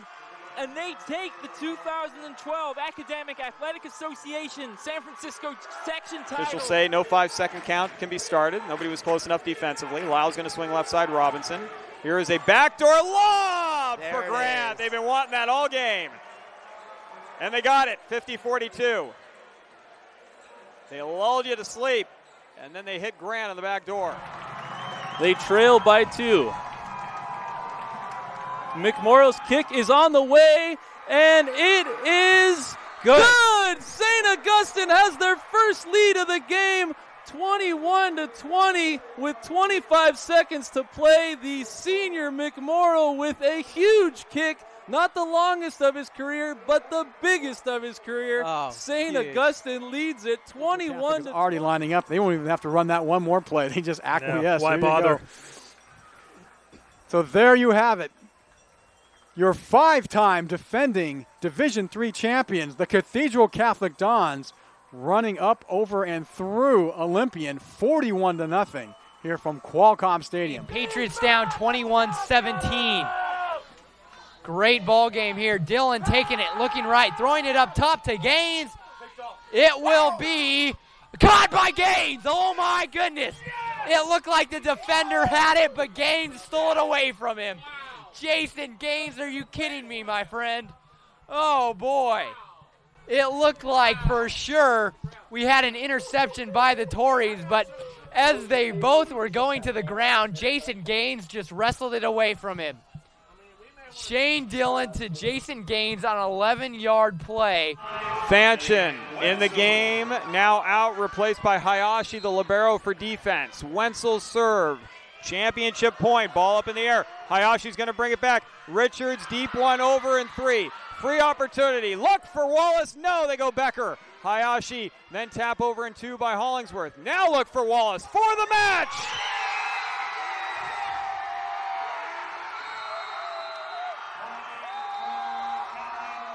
Kathleen Wallace. No better way for the Bulls to finish it than giving it to their senior leader. 25-12, 25-15, and with 8 straight points to close out their 3rd straight D5 championship on a kill by Kathleen Wallace. 25-21 in Game 3. Branson has won the D5 title. In the backfield, it's Hernandez and Northcutt. Set to throw is Thomas. Has time. Goes for the home run. It's intercepted in the end zone. Seemed like they tried to go to Martin, and Martin slipped. Stockton, Hillmore, and Escalon. That's going to do it, folks. Victory formation, take a kneel. The clock comes out. The clock will tick down. The players jumping up at midfield. I think I see a Gatorade. Did we have a Gatorade shower? We most certainly did. Casey Taylor getting the shower there. Very much deserved. Down to 12. Great tackle there by Ronald Williams there to make the stop for Helix. And the Helix fans are starting to celebrate here. This is going to be the final play. 5 seconds.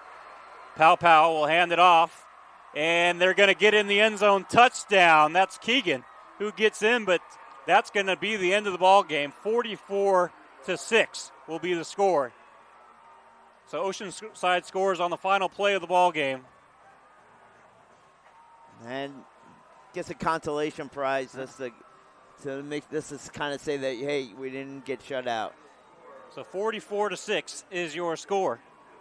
And Helix is celebrating on the sideline. Oceanside streak of 7 straight championship games has been ended. 2 minutes and 5 seconds left on the clock. Clock rolling. 3rd down and 15 for the Patriots. Dylan, he's got time, steps up. He's going to chuck it deep. He's got a man open. Seth Collins with a diving catch. He hauls it in at the 25. Oh, my goodness. I'll tell you right there. Dylan goes to show why he is a Division I prospect, as he's able to step up, elude the pressure, see Collins down the field, and make the connection. As I'll tell you right now, there has not been a bigger catch for Seth Collins this entire season. Fans nervously wait on the far side. Trips right. Vernon, the lone receiver to the left. Troy Zine rolls right. Here we go. And he's going to be... Oh, he gets away, but can't get away from the second slew. Vacaville takes over on downs, and the crowd erupts. So does the sideline. Got to watch it. Got to watch the sideline here. Yeah, Remember, really they were up stepped 35-26. 2 unanswered touchdowns. That's going to do it, folks. Your 2011 Division II Sac Joaquin Section champions, the Vacaville Bulldogs. They win 39-35 in a classic. Although they have no timeouts, they'll get the ball on the sideline, try to set something up. They can get a couple dribbles and a shot. And I tell you what, that was a gutsy call there by Coach Aguiar. Oh, what a shot! I tell you what, Javier Kirksey, from well beyond the three-point mark, takes the inbound pass, throws it up off the glass, and nails a three. And you've got the finish to this Cinderella story as the Ridgeview Wolfpack win the Division III boys title 43-40. And what Caroline Martin to serve. Is 3rd time the charm for Palo Alto. Martin over, dug by Irvin. Lauren, backside, Bedard Ghani, long, and that's the ball game. And Palo Alto comes from behind. They were down 13-8 in Game 5. They win it 17-15. Koenig, who will continue to play baseball at the next level. He is going to Central Arizona. About 45 minutes outside Phoenix and Coolidge. This pitch is hit in the 5-5 hole. Nice grab and throw over to first base. Ori Wofford. full extension dive to his right and gets Tillinghast by a step. 3-point game. Down to 5 seconds. Wilson from straight away fires a three. Go! And that will send it to overtime as Wilson drains the three at the buzzer. Straight on look, and he got it for that big bucket. Jones, long outlet. January's got an opening. January with the left hand. Can't leave him in a lane like that to the basket. He'll put it right through it. And that's what he did that time with the strong dunk. He brought the house down with that one. Now 2nd and 13 for the Dons from their own 24-yard line. Bogart's 3-step drop now flushed out. He's rolling to his right. Looking downfield, lofts it to Hines. Hines with an amazing grab. Did he get that in bounds? He's still in bounds, running by himself to the 10-5 touchdown. Wow. Unbelievable catch. An Olympian defense thought he was out of bounds, and they just stopped playing. And Hines, with a headsy play, just sprints the other 30 yards into the end zone. And the Dons now extend their lead, 13 to nothing. Jumper right at the elbow for Peters. White with Here the we dish go. to Gordon. 5 slamma jamma.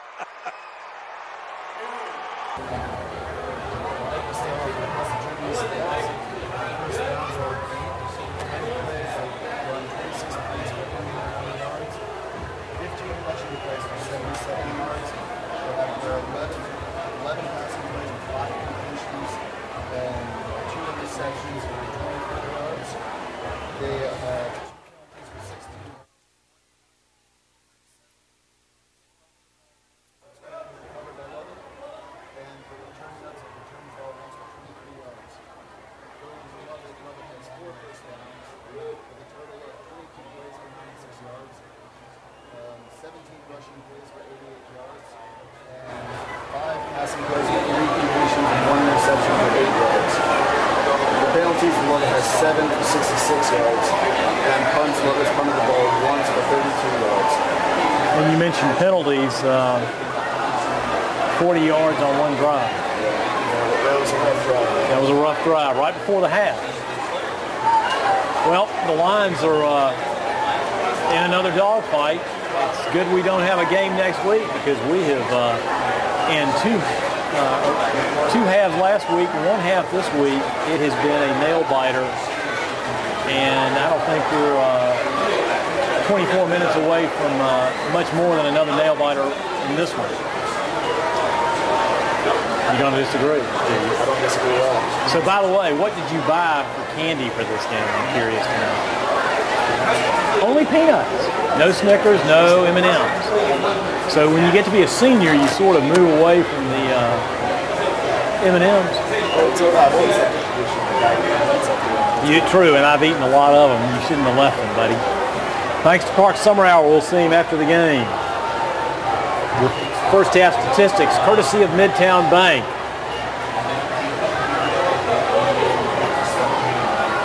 Both teams have made their way back out onto the field for warm-ups. We're probably somewhere around 3 to 4 minutes away from this second half kickoff. Ward Jones is checking his wireless mic as we've had the chance to simulcast this game with Play On Sports. By the way, Play On Sports is not only your destination for Friday night football action, but it's also the place for the most comprehensive coverage of high school playoff and championship events in all sports from across the country. PlayOnSports.com. High school sports lives there. Ward, anybody you want to give a special shout out to? How about Mark Brown tonight? Probably listening in.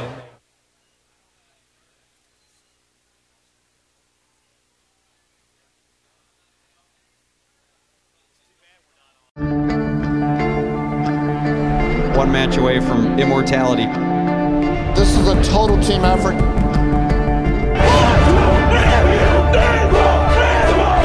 We're gonna come at you. One shot.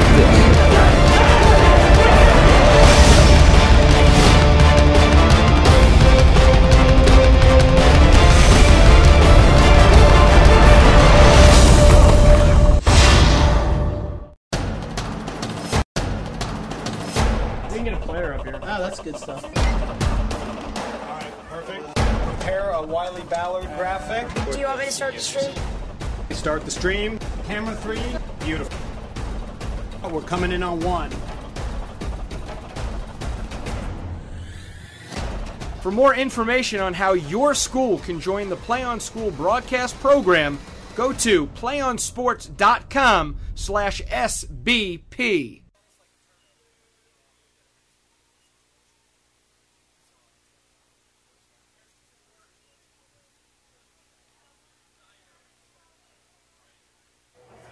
He couldn't see anything on the John Coletti late hit, nor could I, and the only thing we could think of is maybe that there was something that happened well after the play, that maybe a driving, something missaid.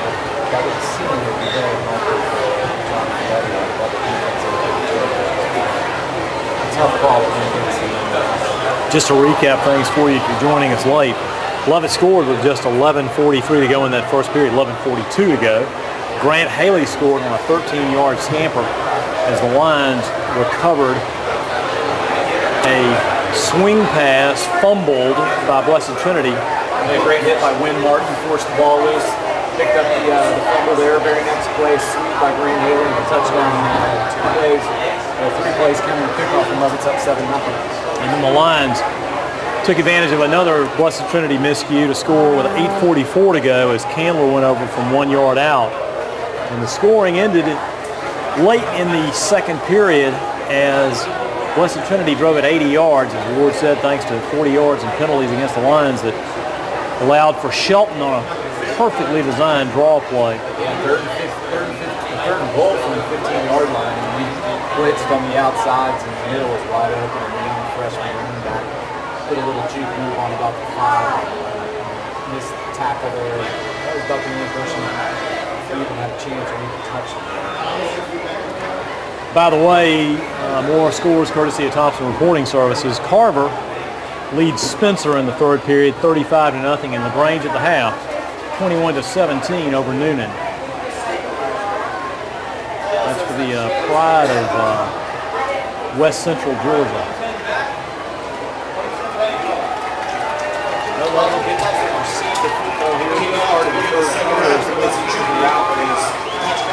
Blessed Trinity in white uniforms and their tops here.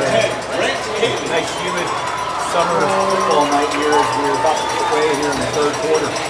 So Patrick Holland will kick it away. He's got it teed up on this near side. Blessed Trinity defending the north end zone, moving from your right to your left. And Holland's just going to take a two-step and boot it short to Haley at the 22. Haley comes towards this near sideline. Haley up across the 40. Haley up across the 50. And Grant Haley brought down right at midfield by Dylan Coate on a touchdown-saving tackle. Grant Haley takes the kick all the way up to the 50. He got a little too low and not kind of got in between kick, not long enough, not quite a 50. Grant had a lot of room out coming from their sideline to our sideline. It was definitely a touchdown-saving tackle by their starting defensive back there, Dylan Coate. He's all over the field. So the ball's dead at midfield after a 29-yard return by Grant Haley. And the Lions will set up 1st and 10 to start this second half, leading at 14-7. 1st and 10 Lions as we send 3 receivers to the left, 1 receiver right is Marino. Candler's going to take it, call his own number, scramble inside for about 3 into Blessed Trinity territory, right around the 30, before I check that, the 47-yard line, where he's brought down by Will Slayton along with Joseph Martin. Try to spread him out there and then run power quarterback. Just a straight quarterback run there, spread him out to eliminate some of the numbers there. A little bit of blocking and a decent gain on first down for the Lions. This time Marino will go wide left, along with Spencer Lee in the slot. Jameson's your single setback on 2nd and 7. The Lions flip-flop Rollins to this near sideline at tight end. And BT looks like they jump on a hard count. Flags fly, and I don't think there's any question it's going to be a 5-yard mark-off or offsides. We saw that once against Blessed Trinity, now twice. Lovett actually did it twice too in the first half. So back even, that makes things a little bit easier for the Lions. Also, second and short. 2nd and 2. Lions have to get right at the 40. Those across the 40 for a first down. And the Lions go on 2nd and 2 with Lee in motion from his right to his left. Candler's going to take it, roll to his right, try and get upfield and run out of bounds right around this near sideline, right about the 37. Let's see where they mark it. They're going to mark it at the 38-yard line. First down, good game. It looks like he had a receiver in the flat there. I tell you, Willie's got a little bit of boost there once he makes the decision to go, and he runs head up down the field, doesn't try to juke a whole lot. He's quicker than he looks and faster than he looks. Will Castro chased him out, and it'll be 1st and 10. Rather, John Castro chased out at the 38. 1st and 10 Lions at the Blessed Trinity 38-yard line. The Lions put Grant Tolles in motion, so we've got 2 receivers out left. Candler's going to try and roll that side, and there's a hold call on that far sideline as Candler races upfield down that far sideline to pick up about 13, 14 yards, and I'm afraid this is coming back. Yeah, they blitzed 3 guys straight up the middle.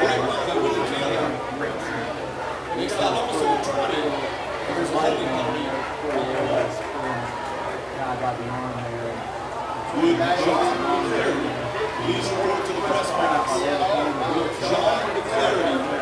First time we've seen us folks 3-person blitz like that coming from the linebacker, and 2 linebackers and the safety. And the scouting report on Blessed Trinity was they don't traditionally blitz. Good call there by the Blessed Trinity defensive coordinator. Looked like a little second half adjustment there. Lovett's in the shotgun. Good play by the defensive penalty for the Lions. First one. Wow. Forrest Bell has to check out at center. And so Mac Warren will have to check in for the Lions. 1st and 28 Lions as the ball moves all the way back to the Lovett 44-yard line. 2 receivers left, 3 receivers right, empty backfield for the Lions. Candler's going to take it, call his own number, try and slide inside, get up near midfield, be pulled down right around the 48, almost the 49-yard line, give him 4 on that. First man there for Blessed Trinity was Joseph Martin. So it'll bring up 2nd and 24. A promising opening drive for the Lions turned disastrous with that holding penalty. Great field position after the wonderful return by Grant. Holding penalty has set us back, and it's about a 15-yard penalty of 2nd and long. Shotgun set for the Lions, and I didn't think we jumped. I thought he left early. And they're going to get us on a false start. Body language. But we'll see here. Let's check the call. I guess it's false start against Tej Suber on that far side. He must have squatted into his block real quick. Yeah, Bell checks back in for Warren after he had a little equipment check-up. Yeah, to this point, too many penalties for the Lions, and costly penalties at that. I don't know that you have a play designed for 2nd and 29 here, but we'll see what Coach Muschamp comes up with for the offense. Well, that's the 9th penalty on the Lions in this ball game, and we've got 9:23 left going in this 3rd period. Lovett leads at 14-7, but is going the wrong direction right now. From their own 43, we run pistol set. Lee takes it and barely held on to the ball as he gets pulled back down. Bad snap, bad exchange, almost a nightmare there, but somehow Lee holds on to the ball, and that's the best thing about that play. Will Slayton racked him up quickly. It'll be 3rd and 28. And this is sometimes the times when Coach Muschamp will hit a quick kick. And frankly, I wouldn't be surprised if he didn't do it. Shotgun set, empty backfield. Jameson's a setback. He's got Lee in motion. He faked it to Lee. Candler is going to look, fire it complete to Jameson. He dives up near the 50 for the reception. but it's only a pickup of 5, and the Lions will be forced to punt it away on 4th and 24, almost 4th and 23, as the clock continues to tick. 8:13, 8:12 here in this second half. So when Martin drops deep right around his 33, he's going to get this kick away right about his 38. It's a driving kick that's going to bound down inside Blessed Trinity territory, down around the 15, 16-yard line. The Lions will down right here with Grant Wells. Downs it. There's no chance for a return by Blessed Trinity. The Titans will take over, trailing 14-7 with 7:51 here to go in this third period. Well, not the best start for the Lions offense after great field position after the kickoff there and the return by Grant Haley, but we'll see the defense come on the field and see what kind of adjustments Lovett's defense makes against this Blessed Trinity veteran offense.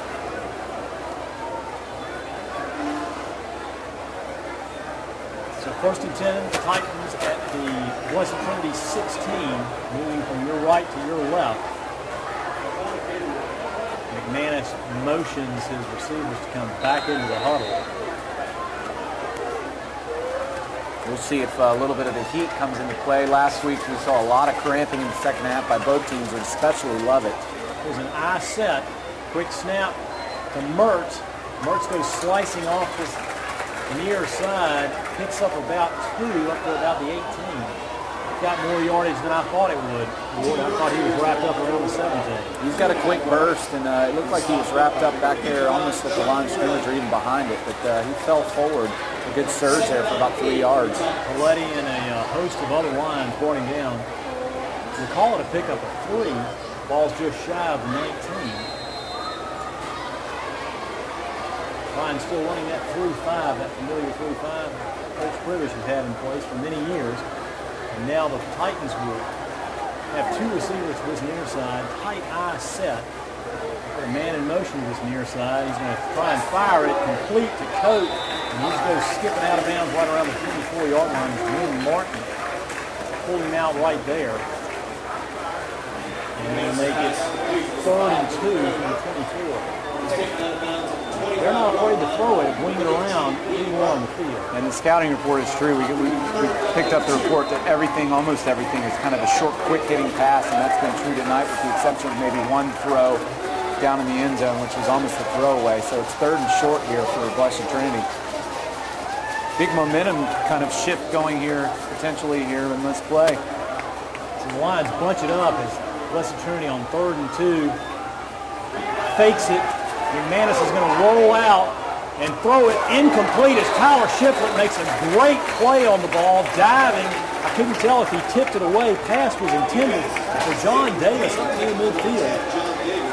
Well, he had a lot of room to look like he might try to run it, and then he had an underneath receiver that was not any more open than his downfield receiver, which was going to take a very well-thrown ball. And interesting play call there by Blessed Trinity, throwing about an 18 to 20-yard pass downfield, and Lovett comes up with a stop on 3rd down.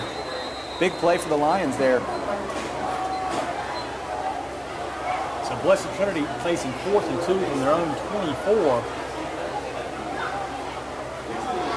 Good snap, and Etheridge is going to boot this away, and Haley's going to call a fair catch right around his 43-yard line. 48-yard punt. The Blessed Trinity, no return. We call it actually 34-yard punt, no return. And the Lions will take over. 6:50 to go here in this third period, leading at 52-7.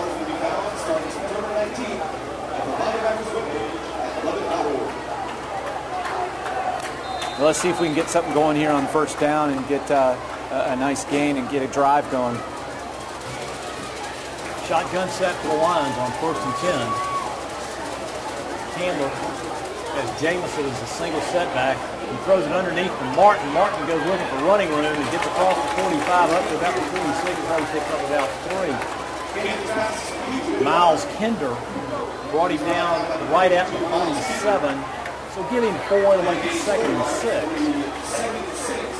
You just get the feeling, Richard, that there's some adjustments in the flow of this game for both teams' offenses is kind of getting into a little bit stuck here, and the plays that they think would be able to work are just not quite being executed like they had anticipated. That little tunnel screen picked up 4, so it's 2nd and 6. Shotgun set for the Lions. We're going shotgun all night. Candler takes it, fires it complete to Mitchell Marino for a first down right at the 40. Let's see where they mark it. Should be 46.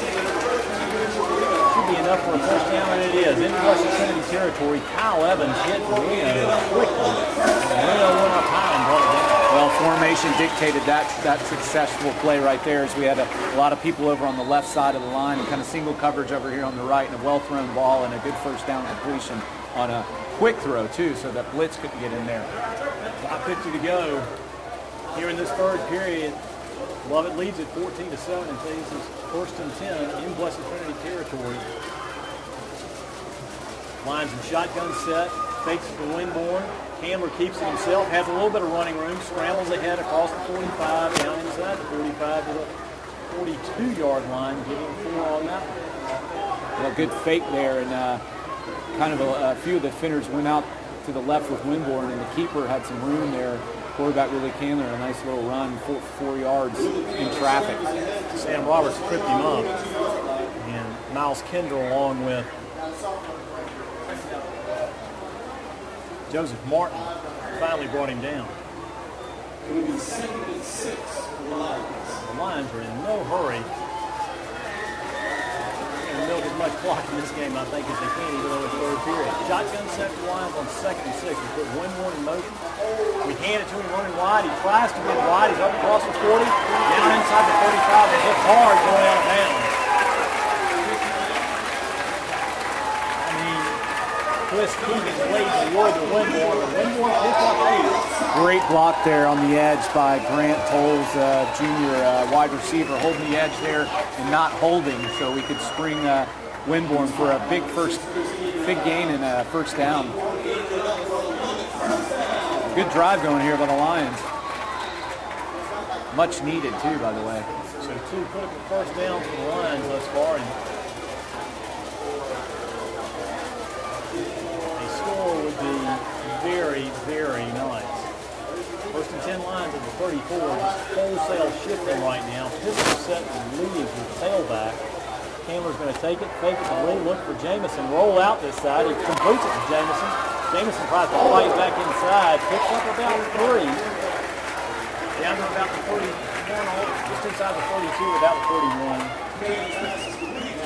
Jamison had kept his feet and just kept coming to the sideline instead of trying to juke somebody. Well, that play was, Willie Candler did everything on that play because they blitzed and got on the edge there, and he had 2 guys right in his face, and he did a pump fake, which got those guys up in the air, and then he went around and threw the completion. But you're right, if he'd have kept going to the sideline there. Jazinski slowed him up, and Shelton finished him off along with Miles Kendall. 2nd and 7 Lions. This time we go I set for the first time in this game. We fake it, we give it off to Lee, and he's going to barely make it back to the line of scrimmage. Yeah, big Jim Murphy played that well. And new formation for Lovett. First time we've seen that tonight. Jim Murphy, in his defensive line position, stopped that from no gain. 3rd and 8. Right at Blessed Trinity 32. Big third down. I have a feeling you might see the quarterback keeper and think about 4 down territory here. And make that same comment. Maybe 4 down territory now on the inside of the 35. So shotgun set, pistol set. Tolles goes in motion. We fake it. No, we give it to Lee, and we miss a block right at the point of attack. And Lee picks up maybe a yard down inside the 32. It'll make it 4th and a long 7. No, that's no gain. Yeah, I think they were thinking 4 down territory there and maybe get 3 or 4 or 5 yards with the lead tail off the left guard there. But there was no room, and the interior line of Blessed Trinity is winning the battle here on these last 3 plays. And sure enough, the Lions are going for it. If Austin White checks in as a running back for the Lions, shotgun set. And Blessed Trinity jumps, so that may make this fourth down a little easier, possible conversion, hard count. Miles Kinder jumped off sides on the hard count. That's the third one of those, second of this half, and that's big right there. Fourth and long becomes a little bit more manageable, and you might even think that they were going to, I don't even know if they were going to run a play right there, but the hard count nonetheless worked, and now you know they'll run a play on fourth down here. Penalty moves the ball inside the 30 down to just inside the 27. The Lions have to get to the 24 for a first down.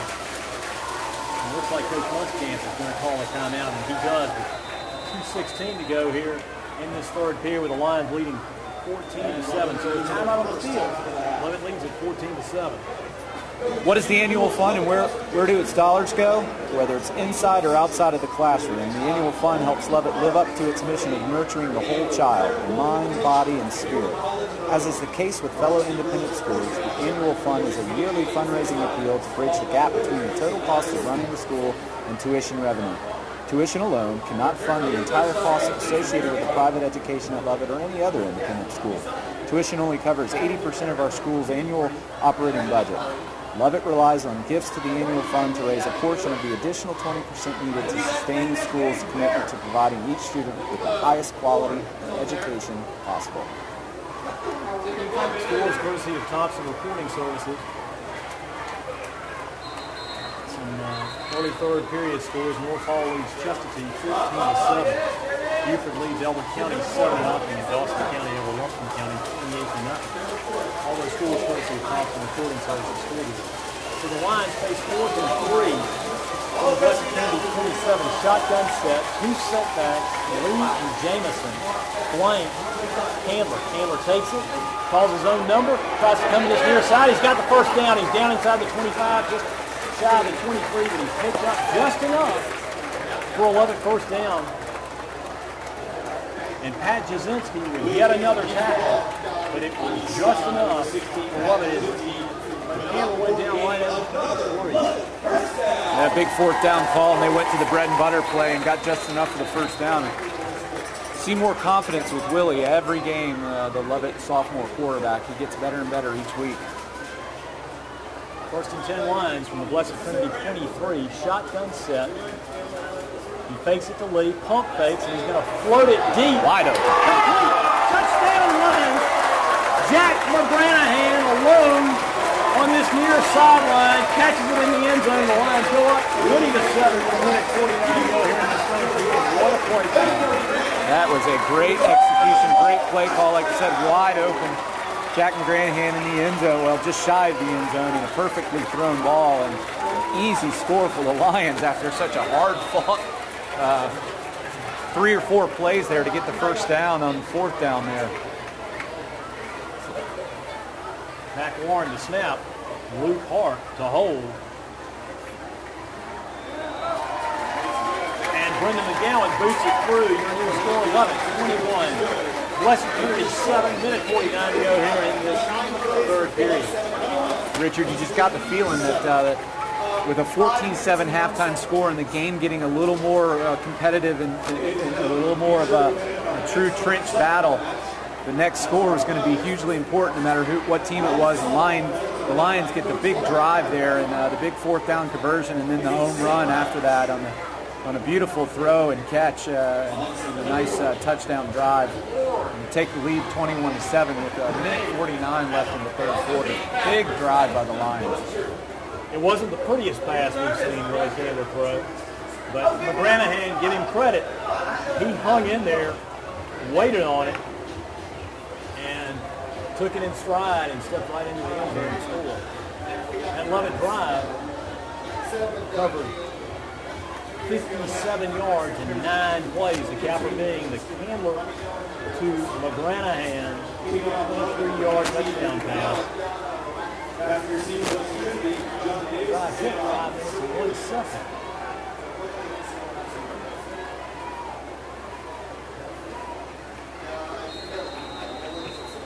So McGowan tees it up, and he's going to pooch it short on this side where a fair catch is going to be called right at the 36-yard line. Colin Bradley gathers it in right at the 37 rather, and that's where Blessed Trinity have good field position to start the series. You know the Lions defense will be fired up here, and we'll see what kind of strategy with Blessed Trinity offense on the field. They get their freshman running back in there who was a definite game changer in the first half, and Blessed Trinity drove down and scored their lone touchdown.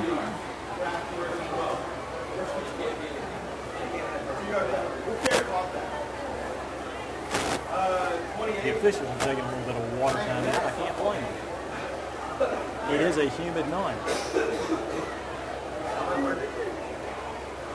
By the way, Jefferson and Commerce have knotted up early in the third period, 7-7.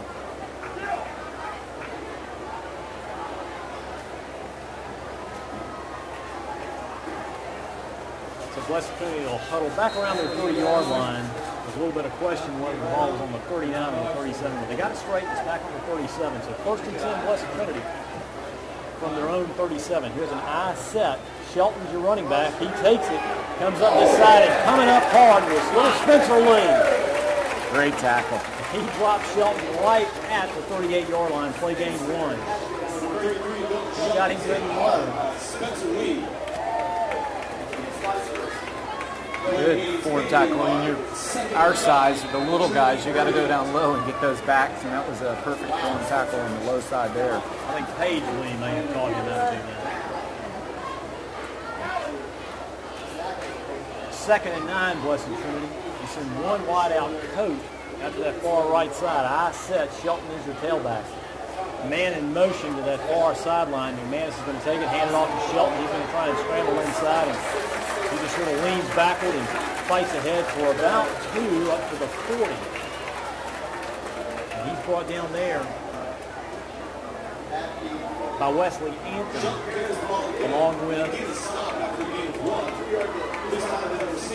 Grant Wells, and I couldn't tell if that was Letty or Ingram getting up, but there were a host of lions grabbing his legs as he was falling backwards.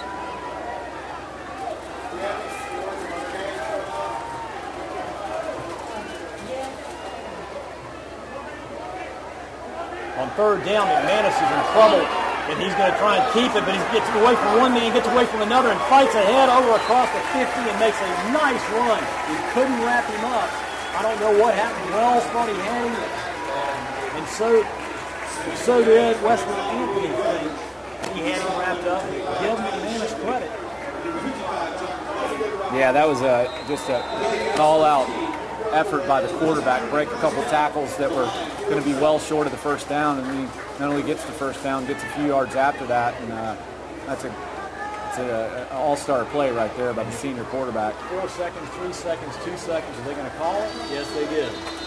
That'll do it for the third period, but Blessed Trinity is in business in Lovett territory at the 47. We've got 12 minutes of football left. We played 36.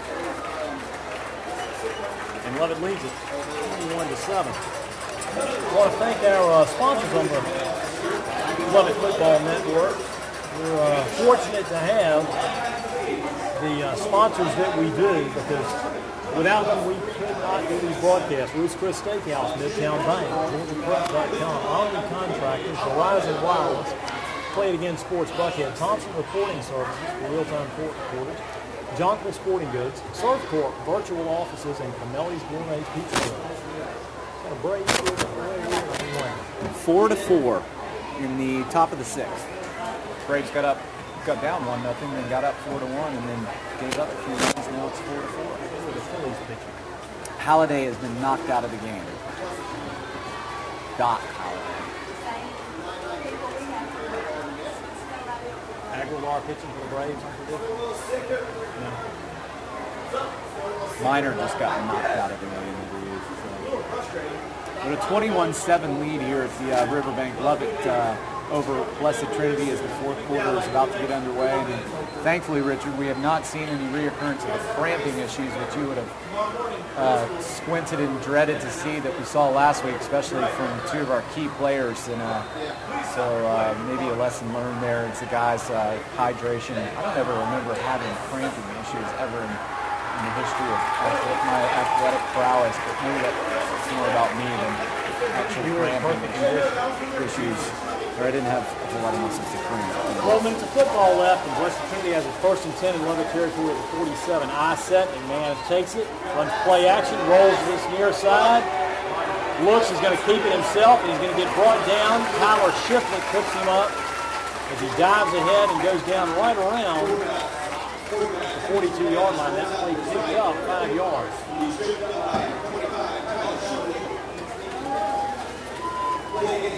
Any sort of a stop would be huge here.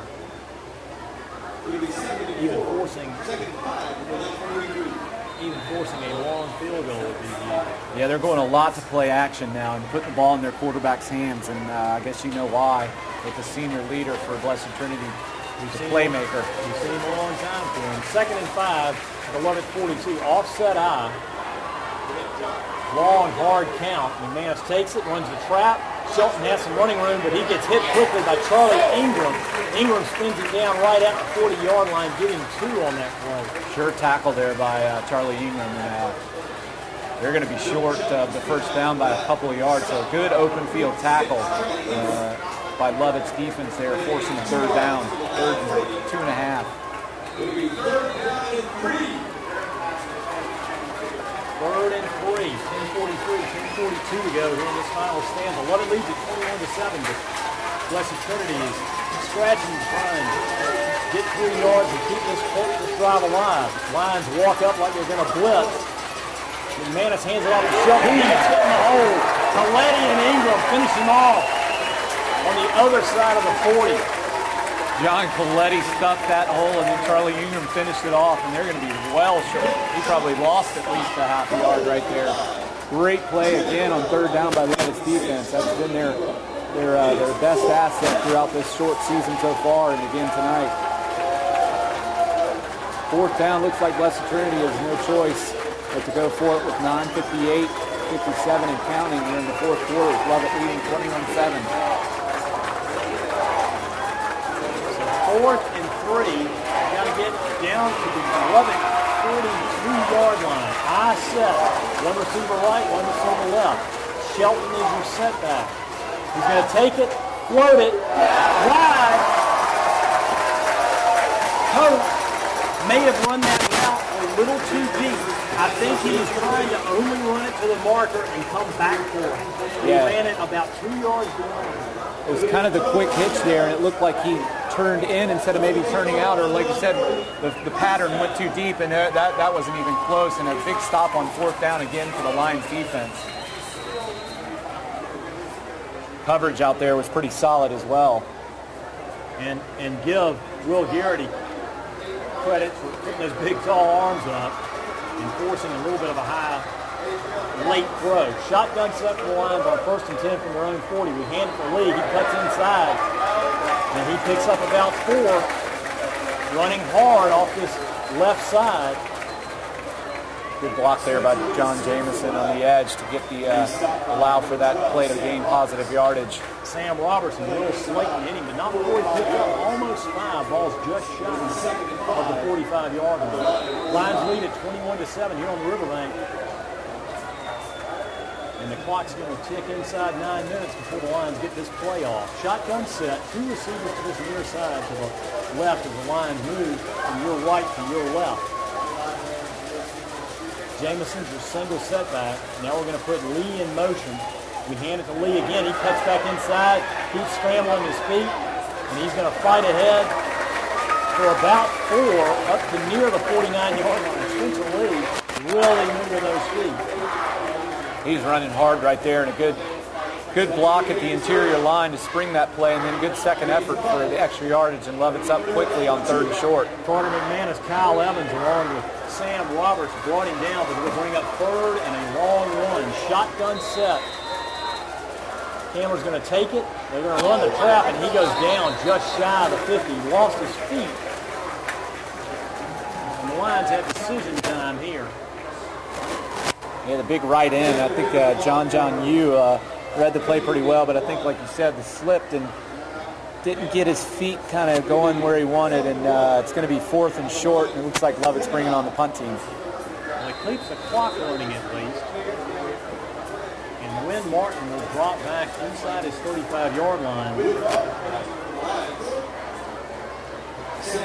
as Sam Roberts drops deep just inside his own 20. Martin will get this kick away right around his 44-yard line. It's a wobbly kick off that right side, and that ball is going to bound and go down right at the 25-yard line by Brant Wells. Big sigh right there, Richard, from just about everybody in the crowd. That was a bad snap. A good handle there by Wynn Martin to catch that on the short hop and get the punt away. So the Lions had a golden opportunity to burn some clock there, but an unfortunate slip by Campbell running off to this near sideline, or running towards this left side of his line, forced the Lions to kick it away, and Blessed Trinity will have it 1st and 10 from their own 25-yard line, only 21-7 with 7:25 to go here in this final period.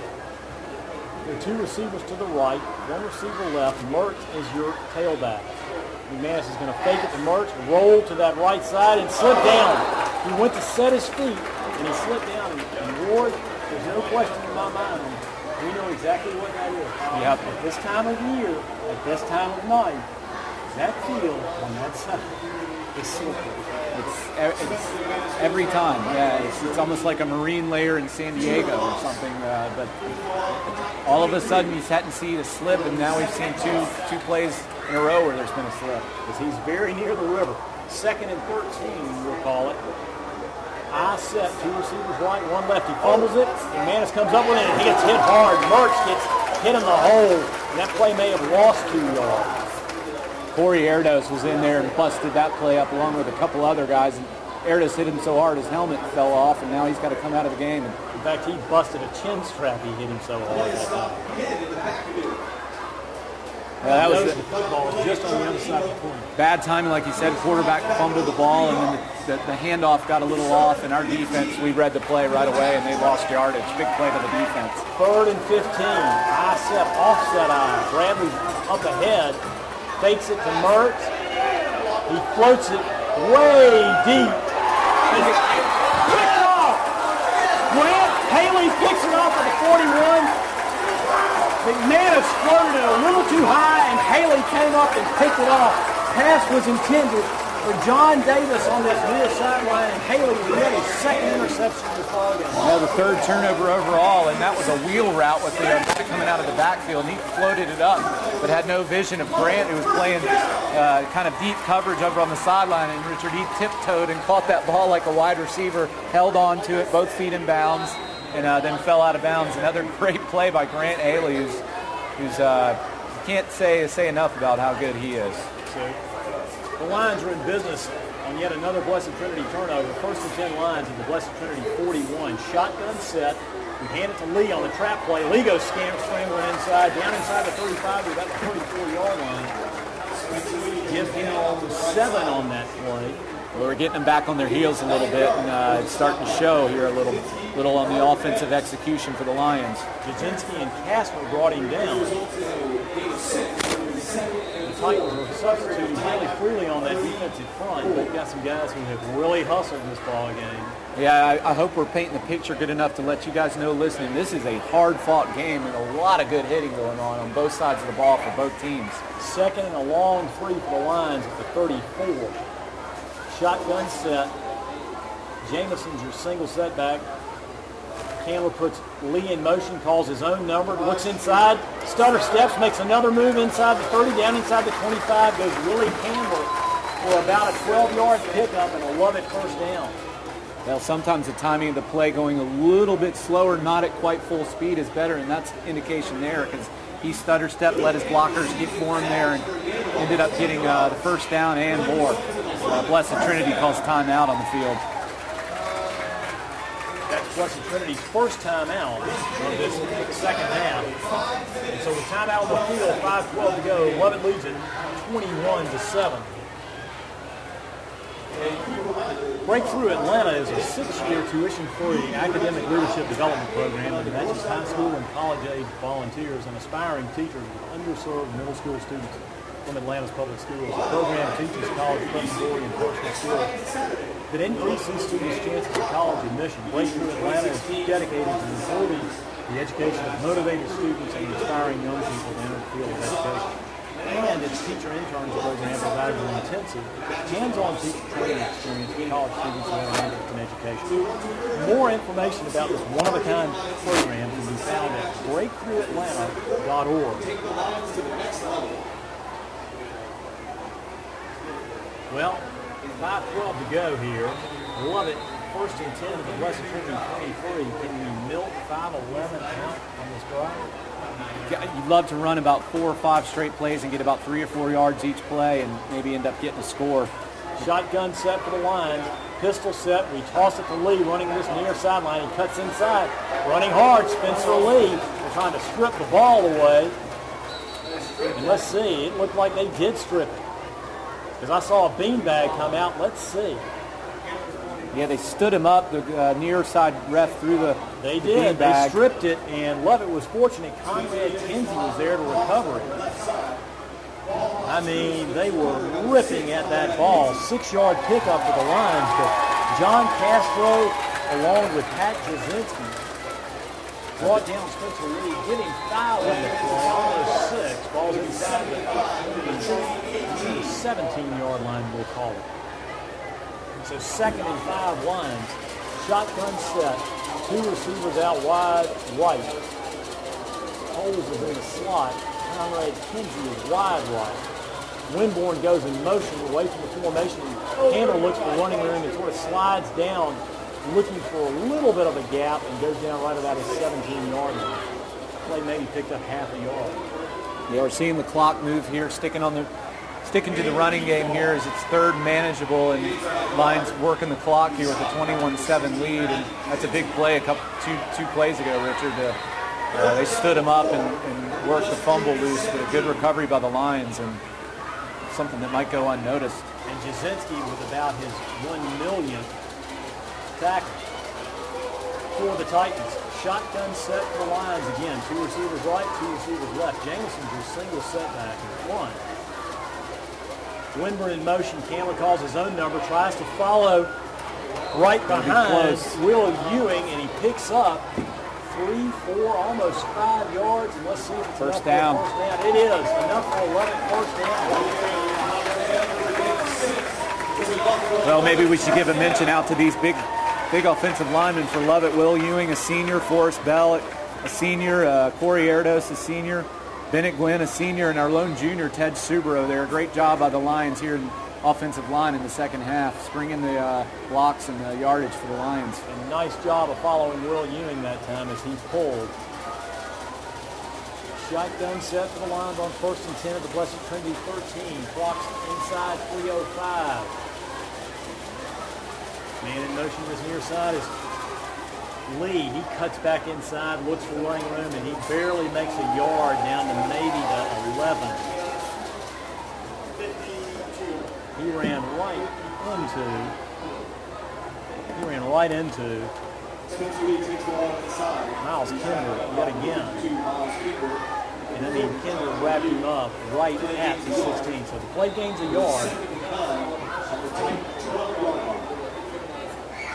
And do they call timeout here if we don't make it close? Yeah, I think they've got to start. I mean, we're in scoring territory, and the clock is just continually running. 2nd and 9. Shotgun set for the Lions from the Blessed Trinity 11. We've got 2 receivers to this near side, Lee and Coles. And the Lions are going to call timeout with 2:14 to go. The Lions, I think, were trying to see where they were setting up. Were they going to move with their motion men? Yeah, it looked like we were kind of trying to do a read play based on their formation, and certainly didn't mind milking the clock all the way to the end there, as the coaching staff was willing to let that go as long as possible before calling timeout. By the way, I want to mention that our alumni spotlight segment featured a Lovett graduate class of 2003, outstanding athlete for the Lions. She attended Texas Christian University, and she lives in Denver, Colorado now. Leanne Blaylock. So congratulations, Leanne, the alumni spotlight of the week. Braves, by the way, I hate to ask, but how do the Nationals doing? Yeah, they never lose. Although we don't know if we want. They're playing St. Louis, so I don't know. The Braves are up 5-4 now. And we've got a timeout here with 2:14 left in the fourth quarter. Lovett ahead 21-7 with the ball, driving inside the 15 now. So the Lions burned that timeout that time. 2:14 to go here. On 2nd and 9, we'll call it the 12, but it's closer to the 11. Shotgun set. We hand it to Lee. Lee comes this near side to the 10, keeps his feet and stays in bounds. Giving credit for staying in bounds and forcing Blessed Trinity to call a timeout if they are. Clock's inside 2 minutes. That's good coaching again. Anytime you run a sweep play, you're running to the sideline, and the block was all the way out there, but he managed to not only get a good gain, but stay in bounds, and clock keeps running. Blessed Trinity has not called a timeout. Ryan Mediate brought him down at 7, and so the Lions will have it 3rd, and we'll call it a short 5 for a first down. Clock continues to tick. Minute 35, minute 34 to go. Lovett leads it 21-7. Late in the second half. Shotgun set, 2 receivers to the right. Man in motion is Lee. He's going to run wide, get bumped right around the 14 to fight back. And near the line of scrimmage, go down right at the team. A blitzing Carter McManus knocked him off his feet, and Blessed Trinity is going to call a timeout with a minute 14 to go. Nice play by McManus as John Davis finished him off. Yeah, very good play out there on the edge. There's some room, and he probably gets in at least the first down, if not a touchdown there. I should mention that Lovett parents and alumni need to recognize that in honor of Siempre Verde's 20-year anniversary, there will be a celebration at the school's Cloud Forest Preserve Saturday, September 29th from 4 to 6 p.m. in the Rogers Westmoreland Activity Center across from the baseball-softball complex.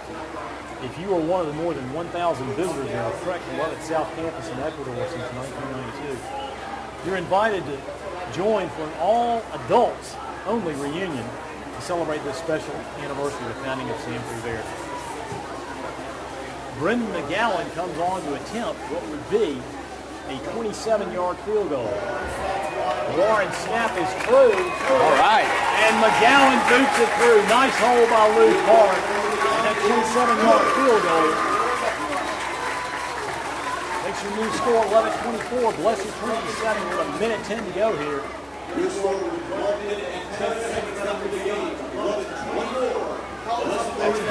That was impressive. Coach Muschamp was the first one out there to congratulate that. That was an impressive drive. Ball control, first downs when we needed. We milked, I would say a good chunk of time off the clock, and now have a 24-7 lead with only a minute and 10 left. And this has been a very good football game, very entertaining, very hard fought on both sides of the ball. Both sides, interior lines are really going to sleep good tonight. Spencer Lee will sleep well tonight because he was literally a workhorse on that run. Yeah, we saw Grant kind of being ready for defense this second half, and we've seen John Jameson and Spencer Lee handle the load along with Willie Candler on offense running the ball, and he's gonna eat his Wheaties in the morning and gonna need them. McGowan is going to pooch it short, but it's going to be taken right at the 22 up that far sideline and racing upfield. And McGowan is able to fortunately trip up. John Davis on the return there. John Davis, as he went airborne right around midfield. I don't think we were looking to kick it that deep. I think we were looking, as Coach Muschamp starts pointing up to Brendan saying, higher, kick it higher. Yeah, we saw that same play with Grant Haley to start this third quarter, and he got a big return, same as John Davis did for Blessed Trinity right there, but I might be too little too late here as Lovett leads 24-7 with only a minute and 3 left. Blessed Trinity only has one timeout remaining. First and 10 at the Lovett 47. Shotgun set, 2 receivers right, 1 left. McManus takes it, fires it out to this near sideline. Oh, pass falls incomplete. It was intended for Sam Roberts on this near sideline. Didn't try and throw deep there. That was interesting. Yeah, real short throw. Would have only been a 2 or 3 yard gain because he was at the sideline. But Lovett will take that as 6 seconds went off the clock there. Pass ball's incomplete, bringing up 2nd and 10. 58 seconds to go. Lovett leads it 24-7. And Blessed Trinity sends 2 receivers again to this near side, 1 left. Eye set. He runs play action. He's going to throw it deep. And Wynn Martin's going to pick it off deep right around the 16-yard line. And that should do it. The Lions should be able to go with Coach Muskamp's favorite formation, called a victory formation. And take a knee. Put the ribbon on this 24-7 victory. Yeah, Coach Privis was jumping up and down. You don't often see him get overly enthusiastic until the game is over, but he's dropping his headset on the table down there. And his defense showed up again tonight and has given up a total of 10 points this whole season, and that was an impressive game again. And the senior making the big interception. That's Blessed Trinity's 4th turnover. We could throw in 2 more if we wanted on the 4th down stops by the Lions defense tonight too.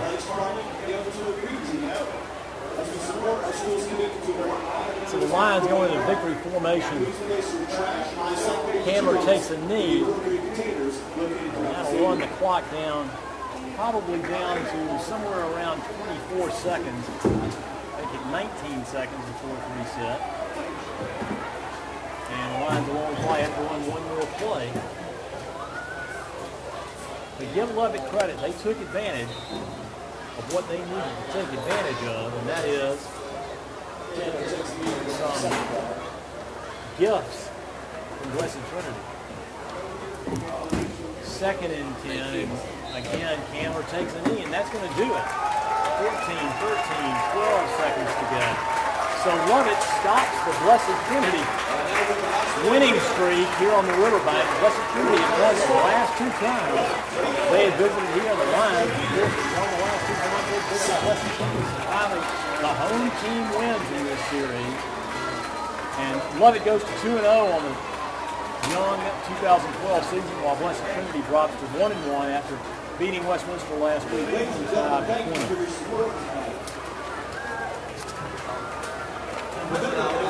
Want to tell everybody to stay tuned for the PlayOnSports.com post-game show, where the player of the game will be selected, as well as a wrap-up from all the action from this ball game. That's coming up following the game on your destination for high school sports, PlayOnSports.com. Your game recap, Mr. Jones. Well, a big win. Lovett moves to 2-0 on the year with their 2nd impressive win in a row over a school that certainly to be respected, as Lovett wins 24-7 tonight over Blessed Trinity. And just a hard-fought game. We hit on that note over and over again, how physical this game was. And these big players for both sides really in the trenches. There was some warfare down there, and some big hitting, and Lovett comes out on top 24-7.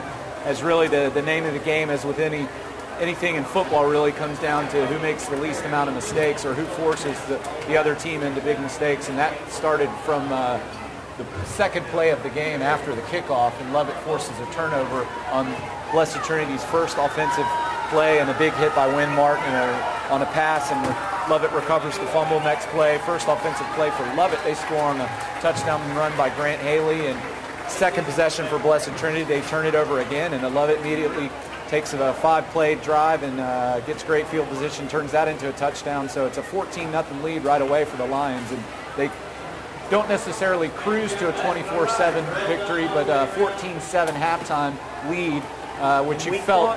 We thought the momentum might be changing. Yeah, you sensed in the 3rd quarter a little bit of a shift there after some penalties allowed Blessed Trinity to get a touchdown there in the 2nd quarter, but the shift was occurring, and we both looked at each other and felt like whoever was going to score first in that 3rd quarter was going to really take the momentum. But Lovett gets a 4th down stop in the 3rd quarter and ends up putting together a big drive and a break-open pass play there, the first kind of deep pass play that was open the whole night, and takes a 21-7 lead, and then in a sense runs out the clock after another 4th down stop in the 4th quarter and kicks a field goal and clinches the victory 24-7. The final score might not be totally indicative of the hard-fought physical nature of this game, but Lovett gets 4 turnovers, Richard, and 2 4th down stops.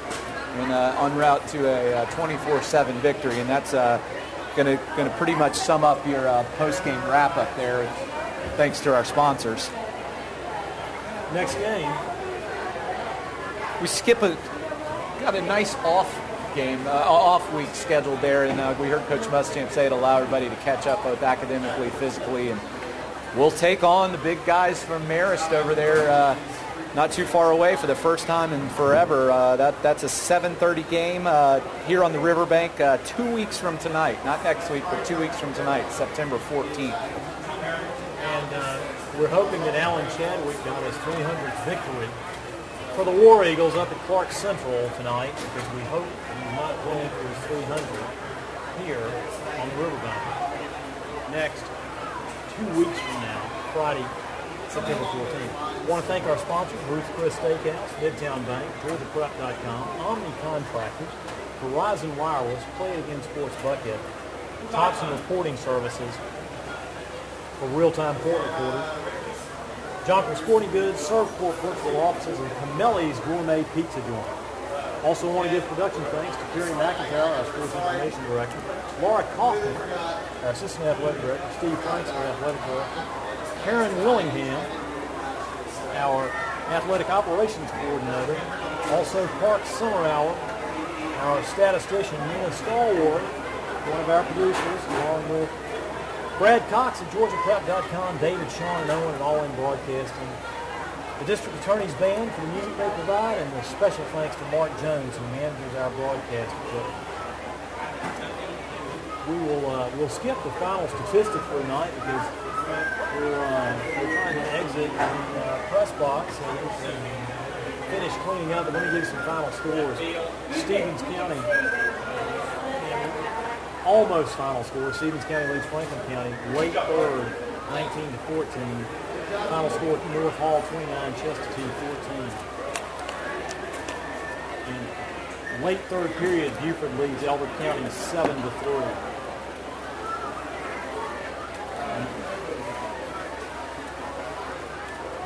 Lamar and Spalding apparently tied 3-3 in a final. Wow. Which obviously is not a region win.